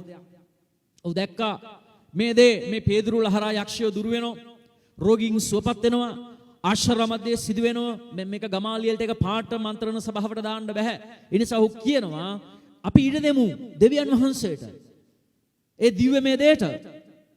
ඒක දෙවියන් වහන්සේගේ නම් ඒක කාටවත් වළක්වන්න බෑ. උඹලා ඒකට විරුද්ධව කැරලි ගහනවා නම් උඹලා කැරලි ගහන්නේ දෙවියන් වහන්සේට විරුද්ධවයි. මොකද දෙවියන් වහන්සේගේ දේ වළක්වන්නවත් නවත්වන්නවත් කිසිවෙකුට බැරි බව ගමාලියල් මන්ත්‍රණ සභාව ඉදිරියේ ප්‍රකාශ කරනවා. ආමේන්. ඒ නිසා මම මෙතන කොටස් තුනකට බෙදලා ඔබට කියන්න කැමතියි. පේදුරු නායක පූජකයන් සහ ගමාලියල් කියන චරිත තුන. දැන් මේ කතාවේදී අපට හයිලයිට් වෙන්නේ තුන් දෙනා. කවුද? එකනේ පේදුරු, අනිත් එකනා නායක පූජකයන් හා අධිපතීන්, අනිත් කෙනා ගමාලියල්. ඒතර පේදුරු දැස බලන විට මම ඔබට කලින් කිව්වා වගේ ඔහු දිව්‍යමය දේ අත්දැක්කා. ඒ අනුව ජීවිතේ වෙනස් වුණා. ඒ දිව්‍යමය දේ ඔහු තුළට ඇතුල් වුණා. ඒ දිව්‍යමය දේ ඔහු තුලින් අන් මිනිස්සුන්ගේ ජීවිත වෙතට ගලාගෙන ගියා වූ බලවත් මිනිසෙක්. ඒ නිසා ඔහු දිව්‍යමය සැලසුම මත හරි තැන හිටපු කෙනෙක්. දෙවෙනි කොටස නායක පූජකයන්. දැන් මේගොල්ලෝ දිහා බලන විට මොවුන් පොදු ක්‍රමවේදයන් අනුව හැසිරුණු පිරිසක්. පොදු ක්‍රමවේදයන්. ඒ කියන්නේ ඔවුන් හිතුවා මේ ඊශ්‍රායල්ගේ ව්‍යවස්ථාවක් තියෙනවා, ආඥාවක් තියෙනවා, අනපනක් තියෙනවා. මේ විදිහට තමයි දේවල් වෙන්නට ඕනේ. මීට වඩා දෙයක් අනුව වෙන්න බෑ කියලා. ඔවුන් අර මෝසස්ට දුන්නා වූ ව්‍යවස්ථාවේ කාරණා ගැන ඒ මන්ත්‍රණ සභාවේ කතා කර හිටියා. ඉතින් ඔවුන් හිතුවා මේ අපේ ආබ්‍රහම්, ඊසාක, යාකොබ්ට මේ දුන්නා වූ මේ ව්‍යවස්ථාව අනුව මිස වෙන කිසි දෙයකට ඉඩක් නැහැ කියලා. ඒක පොදු ක්‍රමවේදය. නමුත් අපි දන්නවා යේසුස් වහන්සේ ඇවිල්ලා උන්වහන්සේ අලුත් ගිවිසුමක් පිළිටෙව්වා. දැන් මොවුන්ට මේ ගැන එළිදරව්වක් නැහැ. ඒ නිසා ඔවුන්ගේ පියවරුන්ගේ කාලේ ඉඳලා සිදුවෙන්න වූ පොදු ක්‍රමවේදයට අනුකූලවයි ඔවුන් කටයුතු කරගෙන සිටියේ. right? අපි දකිනවා ඊට වඩා තුන්වෙනි චරිතය ගමාලියල්. ඔහු දිව්‍යමය දේ ස්වමින් හිටියා. ඔව් දැනගෙන හිටියා සඵල වෙන්නේ ඒ දිව්‍යමය දේ පමණයි කියලා. ආමෙන්. හලෙලූයා. ඒ නිසා ගමාලියල් කතා කරනවා පොදු ක්‍රමයට විරුද්ධව. නැත්නම් පොදු ක්‍රමයට පටහැනිව නැත්නම් පොදු ක්‍රමයට වඩා ඉහළ ස්ථානයක ඉඳලා. ඉතින් ගමාලියල්ටත් කියන්න තිබුණා ඔව් මේ මිනිස්සු මරලා දාමු කියලා. ඔව් එහෙම කිව්වේ නැහැ. හේතුව ඔහුගේ ඇතුළේ තිබුණ වෙනස් දෙයක්. මධ්‍යස්ථ මතයක්. ඔහු කිව්වා නෑ අපි දෙවියන් වහන්සේගේ කාරණාව බලන්න ඕනේ. මෙතනදී දෙවියන් වහන්සේගේ ප්ලෑන් එක මොකක්ද කියලාත් අපි බලන්න ඕනේ කියලා. ඒ නිසා සෙනෙහවන්තේනි මම ඔබව අවදි කරන්න කැමතියි ඔබේ ප්‍රශ්නවලදී ඔබ අනුගමනය කරන ක්‍රමවේදය කුමක්ද? ටිකක් හිතලා බලන්න. ඔබේ ජීවිතේ, ඔබේ පවුලේ, ඔබේ දරුවන්ගේ කාරණාවල, ඔබේ අනාගත කාරණාවලදී, ඔබේ තීරණවලදී මම ඔබෙන් ප්‍රශ්නයක් අහන්නම්. ඔබ අනුගමනය කරන ක්‍රමවේදය මොකක්ද? ඔබේ ලෙඩ රෝගවලදී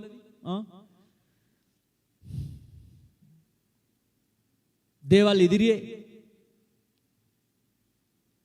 ඔබේ ක්‍රමවේදය මොකක්ද? ඔබ පොදු ක්‍රමවේදයන් වල හැසිරෙනවද? එහෙම නැත්නම් එතනින් එහාට ගියා වූ දිව්‍යමය ක්‍රමවේදයකට ඔබ ඇතුල් වෙනවද? මම දන්නේ මේක කී දෙනෙකුට තේරෙනවද මේ දේශනාව කියලා. ඒ නිසා දෙවියන් වහන්සේගේ නිතරම සැලැස්ම අපි බයිබලයේ පුරාවට දකින්නේ දෙවියන් වහන්සේ සාම්ප්‍රදායික දේවල් වලින් ඔබට ගිහිලා කටයුතු කරපු කෙනෙක්. උන්වහන්සේට ආවේනිකව උන්වහන්සේට විතරක්ම ඌ සැලැස්මක් අනුවයි ඒ දිව්‍යමය බලය ක්‍රියාත්මක වෙන්නට පටන් අරගත්තේ. මරියා හිටියා හරි ලස්සනට ජීවත් වෙලා ඇගේ ගෙදර දුවපැන ඇවිදින ලස්සන තරුණ මේ තැනැත්තියක්. ලොකු බලාපොරොත්තුවක් එක්ක විවාහයකට ඇතුල් වෙන්න සිටියා යෝසප් එක්ක නේද?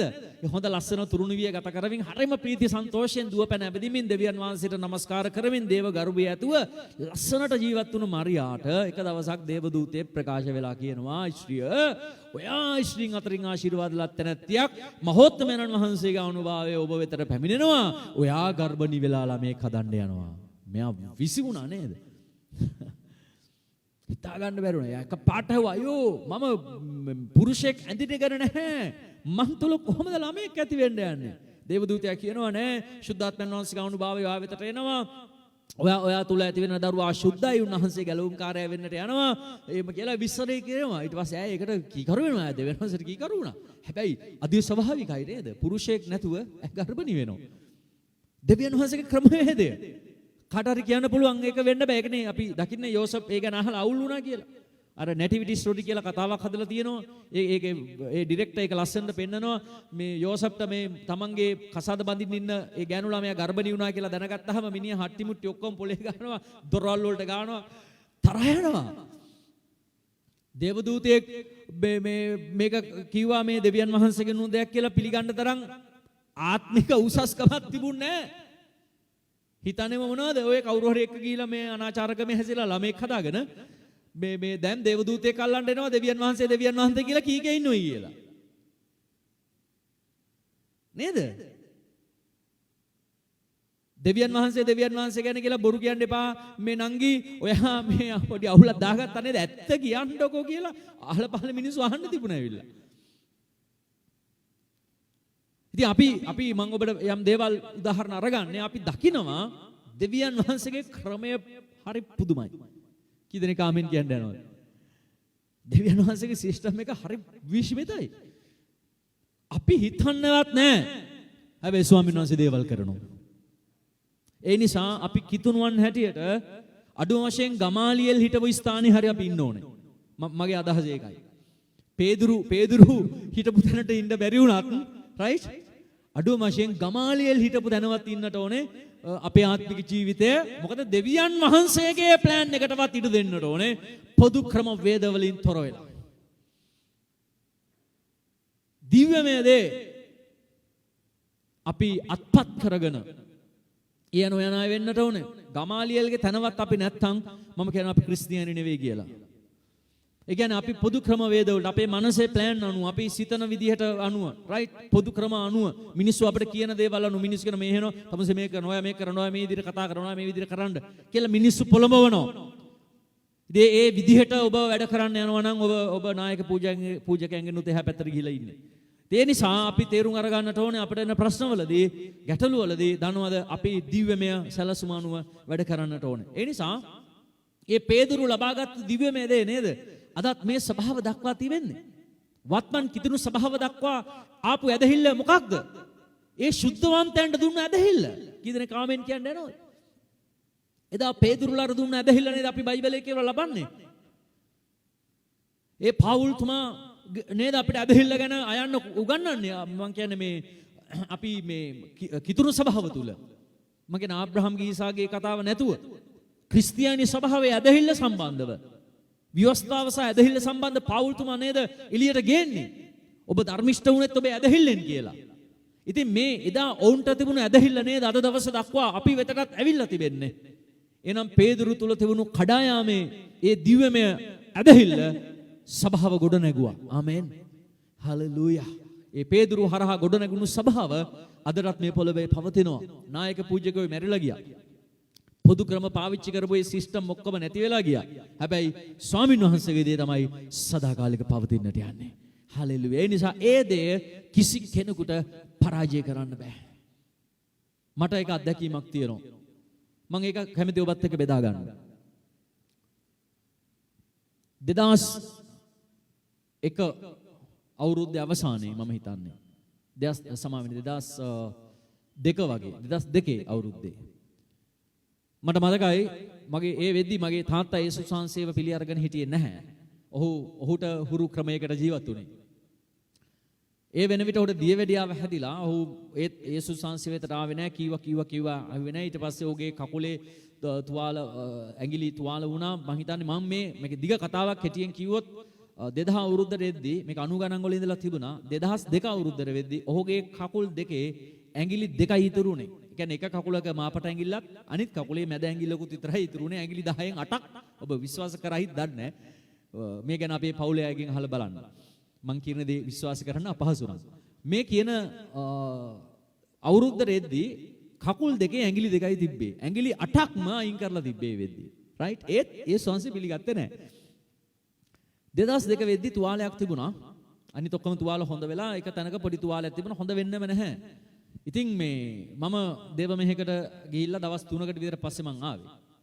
ගෙදර එද්දී ওই තුවාලේ මේ විස බීජයක් ගිහිල්ලා මම යද්දිත් පොඩක් කකුල කැක්කුමයි කිය හිටියේ. ඉතින් දවස් 3ක් ඇතුළත මේ කකුල ලොකුවට මෙච්චර විතර ඉදිමිලා ඊට පස්සේ මම ගෙදර හිටියේ නැති නිසා මේ තාත්තා යාළුවෙක් එක්ක එයාගේ වාහනෙන් ડોක්ටර් කෙනෙක් හම්බ වෙන්න ගියා තියව ડોක්ටර් හතුරුසිංහ. එතුමා ප්‍රකාශ කරලා තිබුණා දැන්ම මෙයාව රෝහල්ගත කරන්න. මෙයාගේ මේ විස බීජයක් ඇතුල් වෙලා මුළු කකුලෙම සරව පිරලා තියෙන්නේ. මේ කකුල වැඩක් නැහැ. මේක මේ මෙතන මේ කලව හන්දියෙන් මේක ගලවලා අයින් කරන්න ඕනේ. එහෙම කළොත් මෙයා ජීවත් වෙනවා. ඒත් මාස 3ක් 4ක් විතරක් නැත්තම් මෙයා සති 2කින් මැරෙනවා කියලා. රයිට්? මොකද මෙයාගේ වකුගඩු වලටත් ඒක බලපාලා තියෙනවා. දැන් මෙයාගේ ජීවිතයේ අවදානය මේ තියෙන්නේ ටිකක් කල් තියාගන්න පුළුවන් කකුල අයින් කරන්න ඕනේ කියපුවා. ඉතින් මම ගෙදර එනකොට මේ තීන්දුව තමයි තිබ්බේ. මොනවද කරන්නේ? ඔක්කොම අපේ ගෙදර මලගයක් වගේ අඬන්න පටන් අරගත්තා. හරිම අමාරු අසීරු තැනකට අපි ලක් වුණා. ඉතින් ගෙදර හිටපු කට්ටිය අසල්වාසී ඒගොල්ලන් එහෙම යන්න ගියා මම පාඩුවේ හිටපු නිසා. ඉතින් මගේ බාප්පා කෙනෙක් තාත්තගේ මල්ලි කෙනෙක් ඇවිල්ලා මට තර්ජනය කරා. ඔයාගේ තාත්තා වෙන්න ඉස්සලා මෙයා මට අයියා වුණේ. අයියට මොන හරි වෙලා තිබුණොත් බලාගෙනයි කිව්වා. මොකද දැන් ඉස්පිරිතාලේ මම ගෙනියන්න කිව්වා මම ගෙනියන්නේ නැහැ. මගේ බෑ කියලා. මොකද දැන් ගෙනිච්චක් කකුල අයින් කරනවා මැරෙනවා. නැතත් ඒ දේ වෙනවා. ඉතින් මගේ ඇතුලේ තිබුණ වෙන දෙයක්. මට ඇදහිල්ලක් ඒ වෙලාවේ දෙවනවාසේ මං වෙතට දාලා තිබුණා දිව්‍යමය දෙයක්. මම විශ්වාස කළා ඒ දිව්‍යමය දේ ඇතුලේ මේ ප්‍රශ්නෙට විසඳුමක් තියෙනවා කියලා. පොදු ක්‍රම වේදය මෙයාව රෝහල්ගත කිරීමයි. මේක ලේසි නෑ. මේක දේශනා කරන්න ලේසි, අහන්නත් ලේසි. හැබැයි මේ වගේ දෙයකට මුහුණ දෙන විට තමයි අපේ ස්ථානය අපිම අවබෝධ කරගන්න යන්නේ. අපේ ශක්තිය අපිම අවබෝධ කරගන්න යන්නේ. මේ වගේ දෙයකට මුහුණ දෙද්දී. අර මේ පහුගිය කාලේ එක්කෙනෙක් මේ ව්‍යායාම කරන්න මේ පැමිණියා ව්‍යායාම කරන්න. ඉතින් ඔහු ගිහිල්ලා මේ ඔහු ආමියක ඉඳලා තියෙන්නේ. ඉතින් ඒ ව්‍යායාම පුහුණු කරන කෙනා කිව්වලු මේ ඔය ආමියකේ දිහිටි මෙහෙන්නකො ඩිප්ස් 10ක් ගහන්න කියලා කිව්වලු. ඩිප්ස් ගහන්නේ. ඒවා 10ක් ගහන්න කිව්වලු. මෙයා කියලා අයියෝ මේ සර් මේ මම ආමියක ඉන්නකොට ඩිප්ස් 30ක් ගහපු මිනිහෙක් කිව්වලු. එන්න එහෙනම් ඩිප්ස් 10ක් ගහන්න කිව්වලු. ඉතින් මෙයා ගිහලා මොකද කරේ? ඩිප්ස් ගහන්න රත තියලා කරලා නැගිටින්න හදද්දි උඩට එන්නේ නැලු. මෙයා කියන එක ඩිප්ස් එකක් මෙයාට ගහ ගන්න බැරි වුණා. මොකද මෙයා හිතියලු මෙයාට ශක්තිය දිනනොයි කියලා. නමුත් මෙයාගේ ඇඟේ එක ඩිප්ස් එකක් ගහන්න ශක්තිය තිබුණේ නැහැ. ඉතින් යා මට ඇවිල්ලා කියනවා බලන්නකෝ මේ මෙහෙම දෙයක් වුණානේ මට ලැජ්ජා වුණා. මම ආමියකේ ඉන්න කාලේ මම ඩිප්ස් 30ක් 40ක් ගහපු මිනිහෙක්. මට හොඳට හොඳ ෆිට්නස් තිබුණා මං ගාව. මට හොඳ ශක්තිය තිබුණා. දැන් අවුරුදු 25කින් විතර මම මුකුත් ව්‍යායාමයක් කරලා නැහැ. ඉතින් මම හිතුවා මට ඩිප්ස් 10ක් හරි ලේසියෙන් ගහන්න පුළුවන් කියලා. අනේ මගේ ඇඟ උඩටවත් දුස්ස ගන්න බැරි වුණා. මගේ ශක්තිය මන් තුල නැති වෙලා තිබ්බා කියලා. ඒ වගේ සෙනෙහවන්තය අපේ ආත්මික ශක්තිය අපි ඕන තරම් කයිවාරු ගහන්න පුළුවන්. රයිට්? හැබැයි අපට එන පරීක්ෂාවේදී අපට එන අභියෝගයේ ඉදිරියේ අපට අභියෝගයක් එන්න ඕනේ. අන්න එදාට අපේ ආත්මික හයිය එළියට එනවා. දැන් මගේ තාත්තාගේ මරණය අතවනාගෙන හිටියා. මම මෙයාව රෝහල්ගත කරන්න නැති නිසා ඔක්කොම ප්‍රෙෂර් එක මට ආවා. අපේ අම්මා එක පැත්තකටලා අඬනවා. තාත්තා ඇඳ උඩ කෙඳිරි ගන්නවා. අනිත් ඔක්කොමලා ගෙදර හිටියේ නෑ ගිහිල්ලා. දැන් මොකද කරන්නේ? මම දන ගැහුවා. ස්වාමිනී මම සේවය කරන්නේ ඔබට. මම විශ්වාස කරන්නේ ඔබට. ස්වාමිනී මට එක දෙයක් දැන් කරලා දෙන්න. මගේ තාත්තගේ හිත වෙනස් කරලා දෙන්න. ඉතින් ඔහු යේසුස් වහන්සේ පිළිගන්න ඒකයි ප්‍රශ්නේ මෙතන. නැත්නම් ඉච්චර දුරට යන්නේ නැහැ. ඊට කලින්ම ඔහු සුව වෙලා. ඔහු පිළිගත්තේ නැහැ. ඔහු විශ්වාස කළේ නැහැ. ඉතින් මට හරි අමාරුයි. දැන් සමහරු විශ්වාස කරන විට අපිට යාඥා කරන්න හරි ලේසි. හැබැයි මෙතන මට තිබුණ පොරබැදීම තමයි බාහිර එන ප්‍රෙෂර් එකක් තියෙනවා. ඒ මදිවට මගේ පියා දෙවියන් වහන්සේ පිළිගන්නේ. ඉතින් මොකද කරන්නේ? මේක අමාරුම තැනක්. දැන් බාහිරේන ප්‍රශ්න මොකක් හරි විසඳ ගන්න පුළුවන්. අදාළ කෙනා යේසුස් වහන්සේ පිළිගන්නවා නම් නේ. නේද? එයත් කියනවා නෑ නෑ මං කැමති යාඥා කරනකොට ඕගොල්ලෝ පැත්තකට යන්න කිව්වනම් මේ මිනිස්සු කට වහගෙන ඉන්නවා. දැන් අපේ තාත්තා ඒව ලෑනේ. එයා කියන්නේ මාව ගෙනියන්න ඉස්පිරිතාලේ. මාව ගෙනියන්න ඉස්පිරිතාලේ. එයත් කියනවා ඉස්පිරිතාලේ ගෙනියන්න. ආපු කට්ටියත් කියනවා ඉස්පිරිතාලේ ගෙනියන්න. දැන් මම තනි මිනිහෙක් හැටියට හිටගෙන ඉන්නවා මං ඒක කරන්නේ නෑ කියලා. දැන් මම මානසික රෝගියෙක් නේ. මම පිස්සේ. ඇයි මේ වගේ තැනක රෝහල්ගත කරන්නේ නැහැ කියන්නේ මම ලෙඩේ මම පිස්සෙක්. මට මානසික රෝගියක්. මට මානසික ව්‍යාධියක් තියෙන්න ඕනේ. පොදු ක්‍රමවේදේ මේ මනුස්සයා ඉක්මනට ඉස්පිරිතාලේ ගිහිල්ලා දාන්න. දැන් මේ තාත්තවත් කියවන නෑ නෑ මං ඉස්පිරිතාලේ යන්නේ යාඥා කරන්න කියලා වැඩේ ෂේක්. එහෙමත් නෑනේ. එයත් කියනවා මාව ගෙනියන්න කියලා. ඒ වෙලාව මට විස්තර කරන්න අමාරුයි ඒ වෙලාව. ඇත්තටම. මම දන ගහලා කිව්වා දෙවියනි මට එකක් කරන්න. මගේ තාත්තගේ හිත වෙනස් කරන්න කියලා. ඒක විනාඩි 20ක් විතර මම යාඥා කරන් හිටියා. මගේ ඇස් වලින් කොච්චර කඳුළු ගියාද මම දන්නේ නැහැ. ඊන් පස්සේ මට හඬක් ඇහුණා දෙවියන් වහන්සේගෙන් නෙවෙයි තාත්තගේ. අපේ අම්මට කතා කරලා කියනවා එහෙනම් ඔය යාඥාවක්වත් කරන්න කියන්නකෝ කියලා. ඉතින් දන්නවද එතන තමයි ඒ හැරීමේ ලක්ෂ්‍ය. එතනින් මම ආවා දන ගැහැව්වා මං කිව්වා විශ්වාස කරනවා නම් දැන් ඔයාට තුල හාස්කමක් වෙයි කියලා. හරි යාඥා කරන්නකෝ එහෙනම් කිව්වා. මම යාඥා කරා දෙවියන් වහන්සේගේ බලය අත ගැහුවා. ඒ වෙලාවේ උණ බැස්සා. හැබැයි ඉදිමුණු ඒවා එහෙමම තිබුණා. සම්පූර්ණ උණ බැස්සා. ලොකු වෙනසක් වුණා. කැක්කුම අඩු වුණා. මං කොහමද? උණ බැස්සා ඇඟ සීතලයිනේ. මේ දැන් මොකුත් උණ නැහැනේ මගේ ශරීරේ. මේ රිදෙන්නෙත් නැහැ කියලා කිව්වා. මං කිව්වා දැක්ක නේද? දෙවියන් වහන්සේ වාට ආදරෙයි. දිගටම යාඥා කරමු. හරි එහෙනම් එහෙම කරමු කිව්වා. දවස් ඒ පහවදා මම නිරාහාරව යාඥා කරන්න පටන් අරගත්තා. හරි පුදුමයි. මම මේ ස්වාමීන් වහන්සේ ඉදිරියේ ඔබට කතා කරන්නේ රයිට්. මට කයිවාරු ගහන්න ඕනේ නැහැ. දෙවියන් වහන්සේ කරපු දේ කරපු විදිහට මම කියන්නේ. පහවදා මම උදේ ඉඳන් හවස වෙනකම් පල්ලියට ඇවිල්ලා යාඥා කරගෙන හිටියා නිරාහාරයෙන්. මම හවස ගෙදර යද්දි දනද මුළු කකුලෙම ඉදුමුන් බැහැලා තිබුණා. එක තැනක දිග ගෙඩියක් තිබුණා. අපි දිගටම යාඥා කළා. සතියක් යන විට මේ ගෙඩිය දිලිසෙන්න පටන් අරගත්තා. ඊගාවේ සතිය ඉරිදා පාන්දර 4යි ගානට මොනවද උනේ? මේ ගෙඩිය පුපුරලා 3-4 පොලකින් පුපුරලා සැරව යන්න ගත්තා. දිග සාක්ෂියක් මම කෙටි කරලා කියන්නේ සතියක් සැරව ගියා. රයිට්? මාසයයි සතියයි තාත්තා නැගිටලා ඇවිදින්න පටන් අරගත්තා. හලෙලූයා. ධනසර් ප්‍රශංසා වේවා. ඉතින් ඔහු කිව්වා පුතේ ඔයාගේ දෙවියන් වහන්සේ තමයි දෙවියන් වහන්සේ. මම අද ඉඳලා යාව අදහන්නේ. මාව බෞතිස්ම කරන්න කියලා කිව්වා. ඉතින් මාස 3න් මැරෙනවා කියපුගෙන අවුරුදු 12ක් සුවසේ අපිත් එක්ක හිටියා. ඊට පස්සේ දිය වැඩියාවක් නැහැ. උදේම හොඳම කේක් කෑල්ලක් කාලා හොඳ තේ එකක් බීලා එයා වැඩට යන්න පටන් අරගත්තා. වාහනේ එලවන්න පටන් අරගත්තා. දන්නවද? එදා ඒ 2002 අවුරුද්දේ මම දැක්කා ඒ දිව්‍යමය දෙයක්.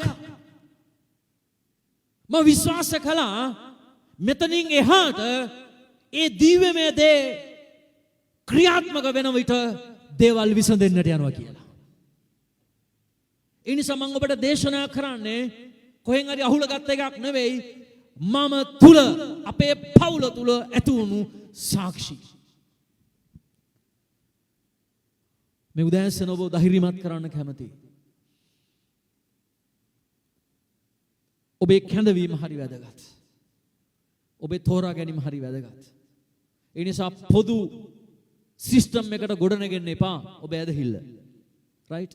නොහැදලි කාර්යෝ කියනවා ඔළුවේ දාගෙන දඟලන්න එපා.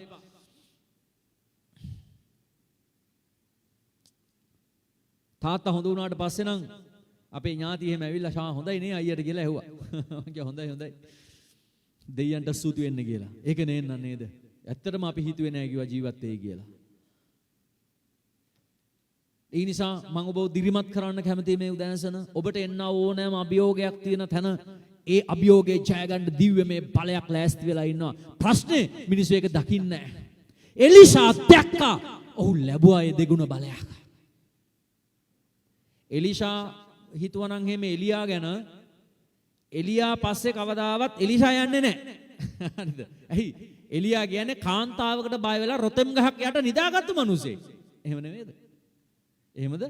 ඔව්ද? තමන්ගේ බොස් නේ දැන් ප්‍රභාකරන් උන්න නැහැ ගෑනු කෙනෙකුට බයයි කියලා ගෝලියෝ දැනගත්තා නම් ප්‍රභාකරන් උන්න නැහැ පස්සේ යනවද ගෝලියෝ? යන්නේ නැහැ. තවන්ගේ අපි කියනවා හොඳ කරාටි මාස්ටර් කෙනෙක් මාස්ටර් ලිවේරා. මාස්ටර් ලිවේරා කාන්තාවගෙන් ගුටි ගෑවනම් එම මාස්ටර් ලිවේරාගෙන් කවුරු හරි කරාටි ඉගෙන ගන්නවද? නෑනේ. දැන් එලිෂා ගියේ සේවය කරන්න කාන්තාවකට බය වුණු එලියා පිටිපස්සේ. මම මේ මොකක්ද දන්නවද කියන්න උත්සාහ කරන්නේ? මිනිස්සෙක් හැටියට එලියාගේ දුර්ලභකම තිබුණා. උඩ බයත් ආවා. රයිට්. හැබැයි එලිෂා මාංශික දේ නෙමෙයි හෙව්වේ. එලිෂා හෙව්වා එලියාගේ ඇතුළේ තිබුණු ආත්මික ආලේපය. ආමෙන්. ඒ නිසා එලියාව ස්වර්ගයට ගන්න යන වෙලාව එලිෂාට කියනවා ඔය මාව දාලා යන්න ස්වාමීන් වහන්සේ මාව ගන්න යනවා. එලිෂා මොනවද කිව්වේ? නෑ. දෙවියන් වහන්සේ ජීවමානව ඉන්නවනම් මම ඔයාව අතාරින්නේ නෑ. එලිෂා තුන් පාරක්ම එලියා මේක කියද්දි එලිෂා කිව්වේ නෑ මම ඔයාව අතාරලා යන්නේ නෑ. අන්තිමට එලියා ඇහුවා ඔයාට මගෙන් මොනවද ඕනේ කියලා.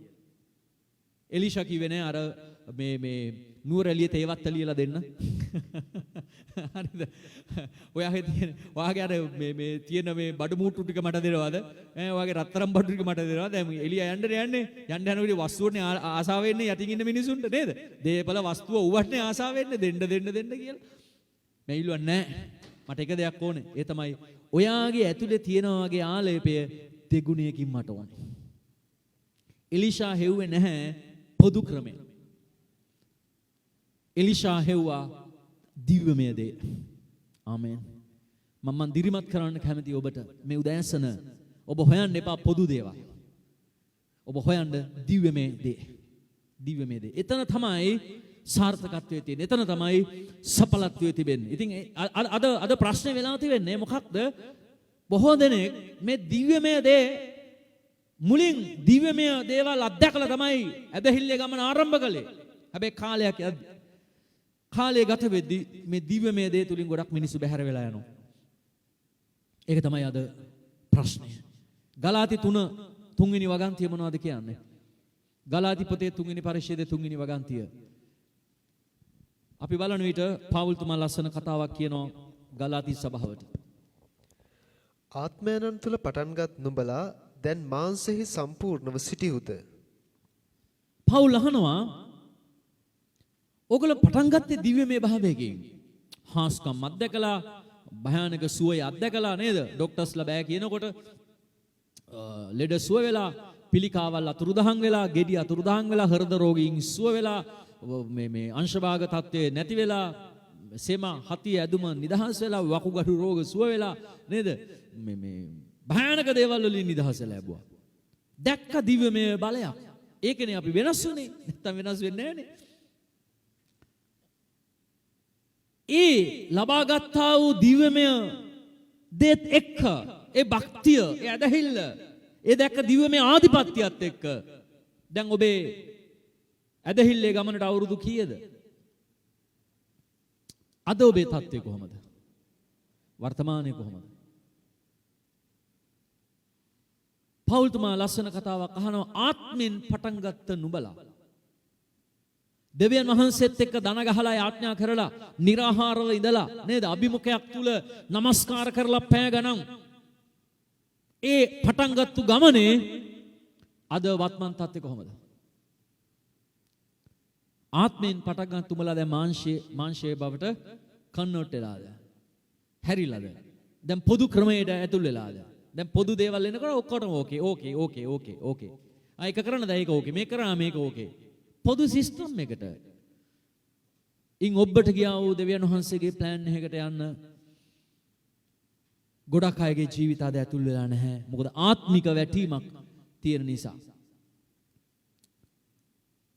ගොඩක් ජීවිතවලින් මේ දිව්‍යමය දේ බැහැර වෙමින් යනවා.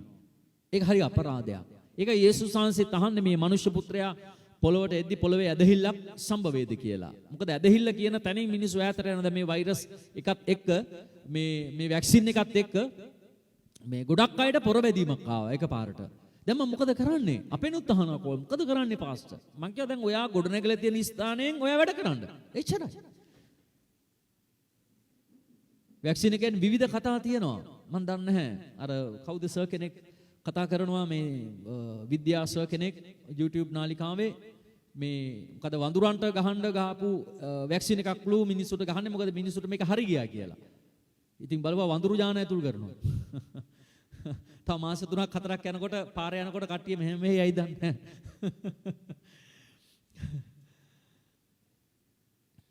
මම දන්නේ තව එක්කෙනෙක් මට කෝල් එකක් දීලා කියනවා පාස්ටර් මේ වැක්සින් අරගත්තට පස්සේ මිනිස්සු වෙනස් වෙලා. මම කිව්වා මොකෝ වෙලා තියෙන්නේ? ඒක කලහකාරී වෙලා වගේලු මිනිස්සු. ටිකක් අර ආදරේ සෙනෙහස හරිද? එහෙම නැහැලු මිනිස්සු කියනවා මේ කලබලකාරී වෙලා වගේලු. මම කිව්වා එහෙමද කියලා. මම දන්නේ මේ වගේ ජහනමය වෙනස්කම් මොනවද කියලා මට දන්නේ මට මම විද්‍යාඥයෙක් නෙවෙයි. මේ මිනිස්සු කියන විවිධ කතාවල්. දන්නවද දැන් සමහර ඇදහිල්ලේ මිනිස්සු දෙවියන් වහන්සේ තුල යැපෙන ජීවිත මේ හරහා වෙනසකට වෙලා. රයිට්? ඉතින් හරි ප්‍රශ්නයක්. දැන් බයිබලයේ අපිට කියනවා එලිදරව් පොතේ අන්තක්‍රිස්තුගේ පාලන කාලය 666 නැතිව විකුණන්නවත් මිලයට ගන්නවත් බැහැයි කියලා. නේද? මට පොඩක් ඒ වචනේ දෙනවා. එලිදරව් මම හිතන 13 වෙනි පරිච්ඡේදයේ මේක කියනවා. මම චුට්ට මේ ගැන කියලා අවසන් කරන්නම්. මේ අපිට දන්නවා එලිදරව් පොතේදී කියනවා මේ අන්තක්‍රිස්තු ප්‍රකාශ වුණාම ඔහු ලකුණක් දෙනවා 666 666. ඒ ලකුණ දුන්නාම ඒ ලකුණ නළලේ හෝ අතේ හෝ දාගන්න ඕනේ. ඒක නැති අයට සුපර් මාකට් යන්න බෑ. ඒ කියන්නේ විකුණන්න කියන්නේ කිසිම අංශයක වැඩ කරන්න බෑ. ඒ ලකුණ හොයනවා බලනවා. ඒ ලකුණ නැත්තම් මරනවා. එයි මෙයා ක්‍රිස්තියානි කාර්යය ඒක ගහගන්න යන්නේ. එතකොට ඒගොල්ලෝ යේසුස් වහන්සේ වෙනුවෙන් ජීවිතය දෙන්න වෙනවා. හරිද? ඔහොම තමයි බයිබලයේ අපිට කියන්නේ වචනේ. අපි අහමු වචනේ එලිදරව් කීයද? 13:16. ඔබ බලන්න බයිබලේ පෙරලගෙන. එලිදරව් 13:16. තවද ලොකු කුඩා පොහොසත් දිලිඳු දාස නිර්දාස යන සියල්ලන්ට තමුන්ගේ දකුණතේ හෝ නළලේ හෝ සලකුණක් ලබන්ටත් ඒ සලකුණ වන මුර්ගයාගේ නාමය හෝ උගේ නාමයේ ගණන හෝ ඇත්තාට මිස අන් කිසිවෙකුට මිලයට ගන්ටවත් විකුණන්ටවත් නුපුල්වන් වන හැටියටත් සලස්වන්නේය. මෙහි ප්‍රඥාව ඇත්තේය. නුවණ ඇත්තා මුර්ගයාගේ ගණන් කරාවා. මක්නිසාද ඒක මිනිසෙකුගේ ගණනක්ය. උගේ ගණනද 666ක්ය. 666. එතකොට අපි දකිනවා මේ 666 නළලේ හෝ අතේ දාගන්න ඕන නැත්නම් මේ කඩෙන් බඩු ගන්න බෑ මොන හරි විකුණන්න බෑ මේ බයිබලේ මේක සඳහන් කරනවා. දැන් බලන්න මේ වැක්සින් කාඩ් එක නැතුව දැන් පහුගිය කාලේ මම හිතා රජයේ නීතියක් ගෙනාවා. නීතියක් කියන්නේ මේ ඒගොල්ලෝ කිව්වා මේ අහවල් දවසෙන් පස්සේ සුපර් මාකට් එකට යනවා නම් මේ කාඩ් එක ඕනේ. හරිද? පොදු ආයතනයකට යනවා නම් රජයේ ආයතනයකට යනවා නම් මේ බෙහෙත් විද්දාද කියලා මේ කාඩ් එක පෙන්වන්න ඕනේ කියලා. දැන් මේ බයිබලයේ කියන දෙයක් මේ රජයේ කියන දෙයක් අතර යම් සමානතාවයක් තියෙනව නේද? දැන් මම විශ්වාස කරන්නේ නැහැ මේ අන්තක්‍රිස්තු කියලා. ඒකත් මම කියන්න ඕනේ. මේ වැක්සින් එක අන්තක්‍රිස්තු නෙවෙයි. මොකද අන්තක්‍රිස්තු ප්‍රකාශ වෙන්නේ ශුද්ධාත්මයන් වහන්සේ ඔසවගත්තට පස්සේ. ඒ නිසා දැන් මේ කාඩ් එක නැතුව සුපර් මාකට් එකට යන්න බෑ, බස් එකේ යන්න බෑ කියලා කියද්දී අපි දේව වචනේ දන්න අය හැටියට අපේ අවධානය යනවා එළිදරව් 13ට. මේ කියන්නේ මේ අවුරුදු මේ 2000කට උඩින් යොහාන් තුමා මේක ලියුවේ මේ බයිබලයේ ලියුවේ මේ කොරෝනා ආවට පස්සේ නෙවෙයිනේ. රයිට්? මේ රජයේ නිවේදනය නිකුත් කරාට පස්සේ මේක ලියුවේ නෑනේ. දැන් මේක අවුරුදු 2000කට කලින් ලියුවා. එහෙනම් දැන් මේ ලෝකය කරකෙන්නේ අවසාන කාලෙට නේද? පොඩ හිතන්න මේක. දැන් ඔබ කවුරු අහන්න බෑ ඉතින් පාස්ටර් මාර කතාවන්නේ කියන්නේ වැක්සින් එක ගන්න නැතුව අපි කොහොමද මේ රටේ ජීවත් වෙන්නේ? එහෙමනම් අරක කරන්න බෑ මේක කරන්න බෑ ඒක කරන්න බෑ. ඉතින් අපිට තැනකට යන්න විදියකුත් නැහැ. ඔව්. දැන් ඔබ හිටියනම් අන්තක්‍රිස්තුගේ පාලනයේ කාලේ ඔබ මේවා කියලා හරියන්නේ නැහැ. රයිට්? ඒවා කියලා හරියන්නේ නැහැ නේ. ඔබ කියන්න පුළුවන් හරි වැඩක් නෙමෙයි මේ ඉන්ජෙක්ෂන් එක ගහගන්න නැතුව නැත්නම් මේ 666 ගහගන්න නැතුව කණ්ඩ ටික ගන්න විදියකුත් නැහැ. මොන කරදරයක්ද මම නම් ගහගන්න ඔය 666 කියලා ඔබ ගහගන්න පුළුවන්. ඔබ යන්නේ අපායට ඊට පස්සේ. ඒ කාලේ ඉතුරු වුණොත් ඔබ යේසුස් වහන්සේ වෙනුවෙන් ජීවිතය දෙන්න වෙනවා. ඒ හින්දා යේසුස් වහන්සේ එන විට පිරිසුදුව ඉඳලා රයිට් උන්වහන්සේත් එක්ක යන්න ලෑස්ති වෙන්න. ඉතින් ඒවල සලකුණු ඡායාවන් තමයි මේ අවසාන කාලේ දැන් අපිට එන්නේ. ඇයි මේක තේරුම් ගන්න ප්‍රඥාව නැද්ද? අනිත් එක ඔබ දන්නවද වැක්සින් එක ඔබට දෙන විට ඔබ කොලේක අස්සම් කරනවා. මේ සම්බන්ධව රජයවත් වෙන මේ කිසිදු පාර්ශවයක් ඔබ ගැන වග කියන නොලැබේ කියලා මේ ටයිප් කරලා තියෙන තැන ඔබ යටින් අස්සනක් ගන්න ඕකේ කියලා. ඉතින් ඔබ වැක්සින් එක අරන් ඔබ මැරුණොත් ඒකට කිසි වගකීමක් දරන්න කෙනෙක් නැහැ. රජය වග කියනවද? නැහැ. වැක්සින් එක හදපු ආයතනය වග කියනවද? ඒත් නැහැ. වැක්සින් එක ගහන නර්ස් වග කියනවද? කොහොමත්ම නැහැ. ඒ වගකීම දරන්න කෙනෙක් නැහැ. වැක්සින් එක හදපු අයත් ඔයකට වග කියන්නේ නැහැ. ඉතින් මම රජය කියනවා මේක ගහගන්න කියලා. මම ඒකට විරුද්ධව කතා කරනව නෙවෙයි. මම කතා කරන්නේ බයිබලය සම්බන්ධව. ඒ නිසා දිව්‍යමය දෙයක් අපිට තිබෙනවා. අවසාන කාලේ යම් ඡායාවන් අපිට පැමිණෙනවා. ඉතින් ඒ අවස්ථාවල වලදී සෙනෙහවන්තය අපි වැඩ කළ යුත්තේ කොහොමද? මම මගේ පියාගේ උදාහරණය ඔබට කිව්වා. පොදු ප්ලෑන් එක සැලැස්ම මෙයා වික්මන්ට ස්පිරිතාලේ ගෙනින්න කකුල ගලවන්න නැත්තම් ජීවිතේ නෑ මෙයාගේ. හැබැයි දෙවියන්ට ස්තුතියි. මම මගේ හොඳක් ගැන කියනව නෙවෙයි, මගේ ඇදහිල්ලක් ගැන වර්ණනා කරගන්නව නෙවෙයි. ශුද්ධාත්මන් වහන්සේට ස්තුතිවන්ත වෙනවා. මාත් පොදු මනස හිටපු මිනිහෙක්. හැබැයි ඒ මොහොතේ ශුද්ධාත්මන් වහන්සේ මට කතා කරන්න ගත්තා. නෑ මින් එහාට ගියපු ප්ලෑන් එකක් මෙතන තියෙනවා. තාත්තා ගැලවීම ලබන්න යන හාස්කම තමයි දැන් වෙන්න යන්නේ. මම දැක්කේ ඒ විදිහට. ඔක්කොම දැක්ක එයාගේ ජීවිතේ බේරගන්න. මම දැක්කා එයාගේ ආත්මය ගැලවීම සම්බන්ධව. රයිට්? ආත්මෙත් ගැලවුණා, ජීවිතෙත් බේරුණා. ඉස්පිරිතාලේ ගියා නම් ආත්මය ගැලවෙන්නෙත් නැහැ, ජීවිතේ බේරෙන්නෙත් නැහැ. ඒ නිසා දිව්‍යමය දේ අපි අත්පත් කර ගැනීම, දෙවියන් වහන්සේගේ ප්ලෑන් එකට සැලැස්මට අපි ඉඩ දීම, අපේ කලබලකාරීකම පැත්තකට දාලා දෙවියන් වහන්සේ මත යැපීම අතිශය ජයග්‍රහණයක්. නැත්තම් වැඩක් නැහැ ජේසු ජීවමානයි කියලා නේ. දැන් අපේ ගෙවල් වල ගහගෙන තියෙන ජීසස් ලිව්ස්. ඔබේ ගෙදර ස්ටිකර් ගහලා තියෙනවා, පොඩ්ඩක් වටපිට බලන්න. දැන් කීයක ගහලා තියෙනවා ජේසු ජීවමානයි කියලා. ඒ ජීවමානයි නම් එයාට පේන්නේ නැද්ද? ඒකේ මං අහන්නේ. ජීවමානයි නම් එයාට පේන්නේ නැද්ද? මිස්රයට භයානක වසංගතාවයි. ඊශ්‍රායලයේ එක මිනිස්සෙක් මැරුණාද? නැහැ. ධනවද? දෙවියන් වහන්සේ කියන්නේ දෙවියන් වහන්සේට. ඉතින් මේ දිව්‍යමය ස්ථානයට අපි ඇතුල් වෙන්න ඕනේ. ඒක මං චරිත තුනක් ඔබට පෙන්වුවේ. එකක් පේදුරු, එකක් නායක පූජකයෝ, අනිත් එක ගමාලියෙල්. මම මේ උදෑසනව දිරිමත් කරන්නේ අඩුම වශයෙන් ගමාලියෙල්ගේ තැනටවත් එන්න කියලා. නායක පූජකයෝ වෙන්න එපා. පොදු මත අනුව වැඩ කරන්න එපා. ගමාලියෙල් ව්‍යවස්ථාව උගන්වපු ආචාර්යවරයෙක් යුදෙව්වරු ගමාලියෙල්ගේ ව්‍යවස්ථාව ඉගෙනගෙන තමයි පේදුරුට විරුද්ධව කෑ ගැහුවේ. හැබැයි ගමාලියෙල් හිටියා දෙවියන් වහන්සේගේ සැලසුම කියන තැන. දැන් පේදුරු හොඳටම දිව්‍යමය දේ අත්දැකලා ශුද්ධාත්මයන් වහන්සේගේ ආලේපයෙන් බලයෙන් සමර්ථකම් කරපු ඒ වෙනුවෙන් ජීවිතය දෙන්න උනත් සූදානම් හිටපු කෙනෙක් ජීවිතයක් දුන්නා. ඒ දිව්‍යමය අත්දැකීමට. නායක පූජකයෝගේ සම්පූර්ණම අනිත් පැත්ත. හැබැයි ගමාලියෙල් යම් තැනක හිටියා දෙවියන් වහන්සේගේ සැලැස්මට හරි ඉඩ හැරලා. මං කියන්නේ අනේ එතනට හරි අපි නැගිටින්නට ඕන කියන එකයි. මොකද නායක පූජකයන් වගේ දිව්‍යමය දෙයට විරුද්ධව වෙනවා නම්, දිව්‍යමය ප්ලෑන් එකට සම්පූර්ණ පටහැනිව වැඩ කරනවා නම්, දිව්‍යමය දේ ගණන් ගන්නෙම නැත්තම්, ඒක මරන්නම උත්සාහ කරනවා නම් වැඩක් නැහැ ක්‍රිස්තියානිකාරයෙක් වෙලා. අපි ආලේපේ විනාශ කරන මිනිස්සු වෙලා වැඩක් නැහැ. අපි ආලේපේ පාගා දමන මිනිස්සු වෙලා වැඩක් නැහැ. දිව්‍යමය දේ කුණු කොටට දාන මිනිස්සු වෙලා වැඩක් නැහැ. දන්නවද මේක දිව්‍යමය සැලැස්ම? ආමෙන්. අද මම මෙතන හිටගෙන ඉන්නේ ඒ දිව්‍යමය සැලැස්ම හින්දා. නැත්නම් අද මම මෙතන නැහැ. මම වෙන කොහේ හරි. අද ඔබ මේ දේශනාව අහන්නේ ඔබ දිව්‍යමය සැලැස්මේ පංගුකාරයෙක් නිසායි. ආමෙන්. නැත්නම් ඔබ මේ අහන්නෙත් නැහැ. ඔබ ඔබේ ලෝකෙක. අපි ජීවත් වෙයිද දන්නෙත් නැහැ මේ හිටියානම්. මොනවා වෙලා මැරිලාද දන්නෙත් නැහැ. හැබැයි අපි දිව්‍යමය සැලැස්මකටයි දෙවියන් වහන්සේ ගෙනල්ලා තිබෙන්නේ. කී දෙනෙක් ආමෙන් කියන්න යනවද? කියන්නේ හැමෝම මම දිව්‍යමය සැලැස්මකට ගෙනල්ලා තිබෙනවා. ආමෙන්. හලෙලූයා. ඉතින් ඒ නිසා ඔබ මේ උදෑසන අවදි වෙන්න, දිව්‍යමය සැලසුමට ඇතුල් වෙන්නට තව පොඩි කොටසක් තිබෙනවා. ඉතින් කාලය යන නිසා මම ඒක කතා කරන්නට බලාපොරොත්තුවක් නැහැ. ඔබ මෙහෙම වැඩක් කරමු. ඔබ මේක ලියලා කියව ගන්න. දැන් පස්සේ කියව ගන්න. මම ඔබට වචන දෙකක් දෙන්නම්. අපි දැන් මෙතන අවසන් කරමු.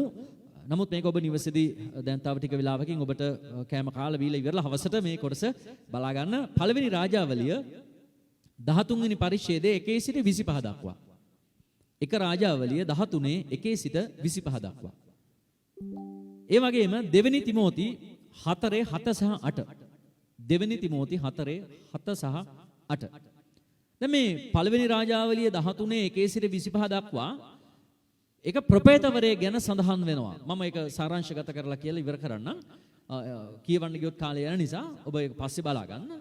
ඒක ප්‍රොපේතවරයෙක් ගැන සඳහන් වෙනවා මේ යෙරබෝම් ඒ කියන්නේ මේ මම තව ටිකක් මුලට ගියොත් සලමෝන්ගේ මරණයෙන් පස්සේ ඊශ්‍රායල් රාජ්‍ය දෙකට බෙදුණා.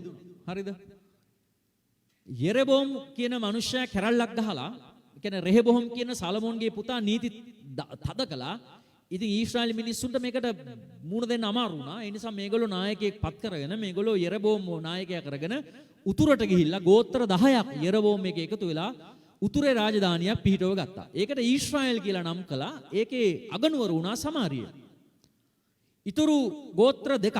ඒ කියන්නේ යුදා සහ බෙන්ජමින් කියන ගෝත්‍ර දෙක විතරයි යෙරුසලමේ නැත්නම් යුදයේ ඉතුරු උනේ. යුදා ප්‍රදේශයේ ඉතුරු උනේ. කියන්නේ දකුණු ඊශ්‍රායලයේ ඉතුරු උනේ. ඒකේ තමයි ඒ පෙළපතින් ආපු රජවරු පාලනය කරන්න ගත්තේ. එතකොට යෙරබෝම් ගිහිල්ලා උතුරේ වෙනම රාජ්‍යයක් පිහිටෙව්වා. ඒ රාජ්‍යය පිහිටෙව්වට ඔහුට මේ පූජකයෝ නැහැ, ඒ වගේ දේවල් කරන්න කවුරුත් නැහැ. ඒ නිසා මෙයා ගීසුම් පෙට්ටියක් නැහැ. ඒ ඔක්කොම තියෙන යෙරුසලමේ දේවමාලිගාවනේ. දැන් යෙරබෝම් උඩට ගිහිල්ලා රාජ්‍යයක් පිහිටෙව්වට ඔහුට දේව මන්දිරයක් නැහැ, පූජකයෝ නැහැ, ගීසුම් පෙට්ටිය නැහැ, මොකුත් නැහැ. නිකන් එහෙ රාජ්‍යයක් පිහිටව ගත්තා, සිංහාසනයක් හදාගත්තා. දෙවියන් වහන්සේගේ දේවල් කරන්න දේවල් ඔහුට තිබුණේ නැහැ. ඒ නිසා යෙරබෝම් මොකද කළේ දන්නවද? පූජාසනයක් හදලා දන්නවද ඒකේ වස්සෝ තියලා ඒ වගේ මහ පිස්සු වැඩක් කරන්න පටන් ගත්තා. එතකොට ඊශ්‍රායල් ජනකට කිව්වා උඹලව බේරගත්තු දෙයියෝ මේන් කියලා වස්සෙක් හදලා පෙන්නුවා. ඉතින් මේ මිනිස්සයා මහා භයානක දේවල් ටිකක් කළා. ඒක ඔබ පස්සේ බලන්න. මේ යෙරබෝම්ගේ පාලනය ඊශ්‍රායලයේ තුල. ඒ වෙලාවේ යුදයේ ඉඳලා හරිද? යුදයේ ඉඳලා එක පූජකයෙක්ව නැත්නම් සමාවෙන්න එක ප්‍රොපේතවරයෙක්ව දෙවියන් වහන්සේ ආලේප කරලා ඔහුට ගිහිල්ලා කිව්වා ඔහුට දිව්‍යමය පණිවිඩයක් දීලා ඔයා ගිහිල්ලා අර යෙරබෝම් පූජාසනේ පූජාවල් ඔප්පු කරන ඔයා ගිහිල්ලා ඔහුට විරුද්ධව කතා කරන්න මොකද කරන දේ වැරදි කියලා. ඉතින් මේ මිනිසයා දෙවියන් වහන්සේගෙන් පණිවිඩය ලැබුවා.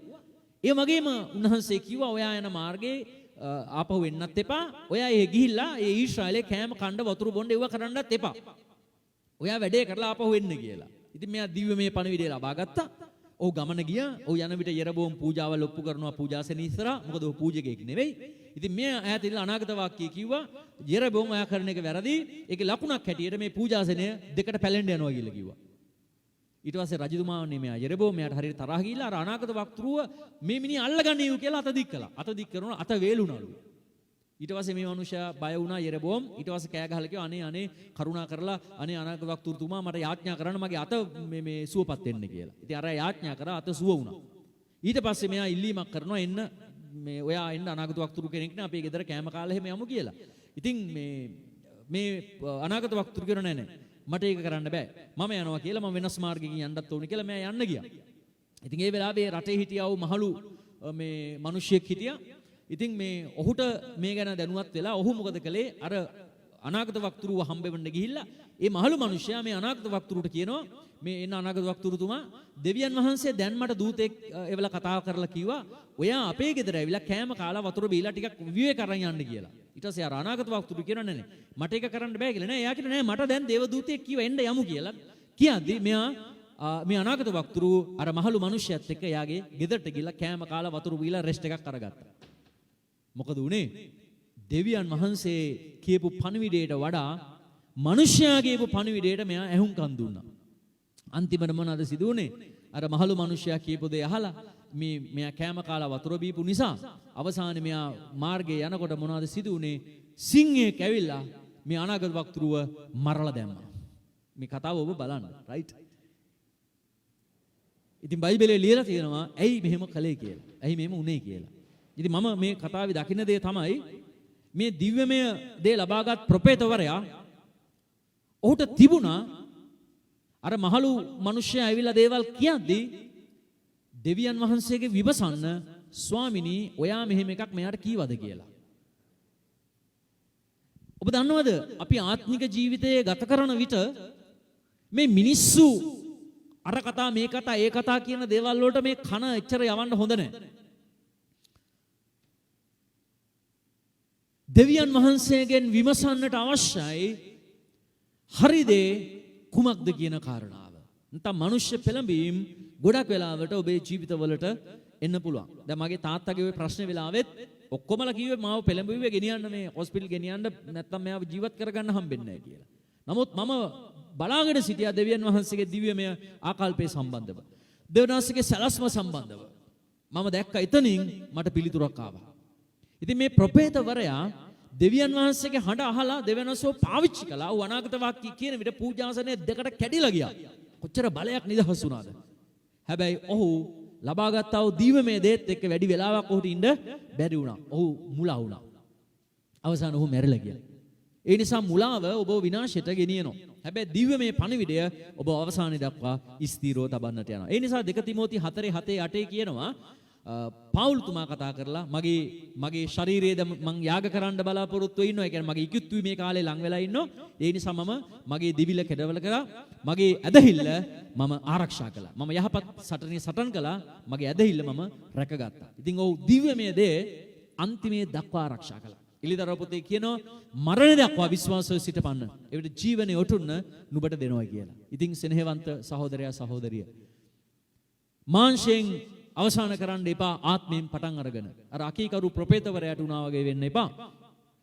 මිනිස්යන්ගේ බස් ඔබව පාලනය කරන්න ඉඩ දෙන්න එපා. මිනිස්යන්ගේ තීරණ ඔබව ආධිපත්‍යයට හිර කරගන්න ඉඩ දෙන්නට එපා. ඔබව පාලනය වෙන්නට ඕනේ දිව්‍යමය තලයක් ඉඳලයි. කී දෙනෙක් ආමෙන් කියන්න යනවා? හලෙලූයා. ඒ නිසා අර හැම කෙනාම කියන දේවල් අහන්න ගියොත් අර තාත්තයි පුතයි බූරුවටයි වෙච්ච සිද්ධිය වෙන්නේ. ඔබ අහලා තියෙ කතාව. ඒ නිසා ඔබ දිව්‍යමය දේ අහලා වැඩ කරන කෙනෙක් වෙන්නට ඕනේ. දෙවියන් වහන්සේ කැමති ඒකට තමයි ඔබ මාව කැඳවලා තිබෙන්නේ. මම නැවතත් ඔබට සීකර දෙන්න කැමති නායක පූජකයන් නැත්නම් පේදුරු නායක පූජකයන් ගමාලියෙල් ඔබ ඉන්නේ කොතනද? දෙවියන් වහන්සේගේ බලාපොරොත්තුව ඔබ පේදුරු හිටගත්තු තැන හිට ගන්නවාට. ඉතින් මම කියනවා කවුරු හරි කියොත් අම්මෝ ඒ වගේ මට වෙන්න බෑ. එහෙනම් මම කැමතියි ඔබට කියන්න ඔබ ගමාලියෙල් ඉන්න තැන හිටපු ස්ථානෙවත් ඉන්න කියලා. මොකද ගමාලියෙල් බලාපොරොත්තු වුණා දෙවියන් වහන්සේගේ යෝජනාව. හැබැයි නායක පූජකයෝ සම්පූර්ණම හිතුවා මේ දිව්‍යමය දේ විනාශ කරමු. මේ ආලේපේ විනාශ කරමු. මේ පේදුරු විනාශ කරමු. පේදුරුව මරමු. උන්ට තරහව උන්ට මෙතන කියනවා ඔවුන් මේ අතිශයින් කෝප වුණා. පේදුරුව මරන්නට අදහස් කළා. ඒක තමයි පොදු මතයේ ඉන්න විට පොදු මතය ආලේපයට විරුද්ධයි. පොදු මතය දෙවියන් වහන්සේගේ සැලසුමට විරුද්ධයි. ඒ නිසා හාස්කමක් අත්දකින්න ඕන නම් ඔබ දිව්‍යමය ස්ථානෙට එසවෙන්නට ඕන. ඒ නිසා මම කැමතියි ඔබ ඉන්න ස්ථානවලින් නැගිටලා මේ වෙලාවේ යාඥා කරන්න පටන් අර ගන්නව නම් ඔබ කියන්න දෙවියන් වහන්සේට ස්වාමිනී ඔබ වහන්සේ මට උදව් කරන්න. ස්වාමිනී ඔබ වහන්සේ මට උපකාර කරන්න. ඔබ යාඥා කරන්න පටන් අර ගන්න මේ වෙලාවේ. ඔබ දිව්‍යමය තලයකට එසවෙන්නට ඕනේ. ඒ නිසා පොදු මත පොදු ක්‍රියාකාරකම් ඔක්කොම පැත්තකට දාන්න. ඔබේ අභියෝග නැත්තම් ඔබට ජය ගන්නට බෑ. අසනීප තත්ත්වයන් වෙන්න පුළුවන්. රයිට්? ඔබේ ආර්ථිකයේ සම්බන්ධව ගැටලු වෙන්න පුළුවන්. මොන හරි. ඔබේ ඉදිරි අනාගතයට බාධාවක් හැටියට එනවනම් මේ හැම බාධාවක් ඉදිරියේ දෙවියන් වහන්සේගෙන් ඌ සැලැස්මක් ඔබට මට තියෙනවා. ඔබ විශ්වාස කරනවද? ආමෙන්. හලෙලූයා. ඔබ පිළිගන්නවද? ඔබ ඕනෑම බාධාවක් ඉදිරියේ දෙවියන් වහන්සේගෙන් ඌ සැලැස්මක් ඔබ ළඟ තියෙනවා. මම ඒකට කතා කරන්නේ දිව්‍යමය දේ කියලා. මෙන්න මේ දිව්‍යමය දේ ඔබට විසඳුම දෙන්න බලාගෙන ඉන්නවා. ඒ නිසා එපා පොදු මත වලට ගමන් කරන්න. එපා මිනිස්සු කියන දේවල් අහන්න. ඔබ හොයන්න දෙවියන් වහන්සේගේ කාරණාව. එතන තමයි සුවය, එතන තමයි නිදහස, එතන තමයි ප්‍රීතිය. ඔබ මේ අහන්න. ඔබ මිනිස්සු කියන විදිහට වැඩ කරලා බලන්න. ඔබේ සුවය නැති වෙයි, ඔබේ ප්‍රීතිය නැති වෙයි, ඔබේ සමාදානය නැති වෙයි, ඔබේ සඵලත්වය නැති වෙයි. දවසක හිතෙයි මට වැරදුනා කියලා. එදාට ඔක්කොම සිදු වෙලා ඉවර වෙයි. අනේ නිසා දෙවියන් වහන්සේගේ දේ තෝරගන්න. අපි දන්නවා දාවිත් ලොකු දඬුවමක් ආවා. ඔහු කිව්වා නෑ මම මිනිස්සුන්ගේ අතර බාර වෙනවට වඩා දෙවියන් වහන්සේගේ අතර බාර වෙන එක හොඳයි කියලා. මොකද උන්වහන්සේට කරුණාව ඇත්තේ කියලා කිව්වා. ඒ නිසා ඔබ දෙවියන් වහන්සේගේ දේ තෝරගන්න. ඒ නිසා යාඥා කරන්න පටන් අරගන්න. හලෙලූයා.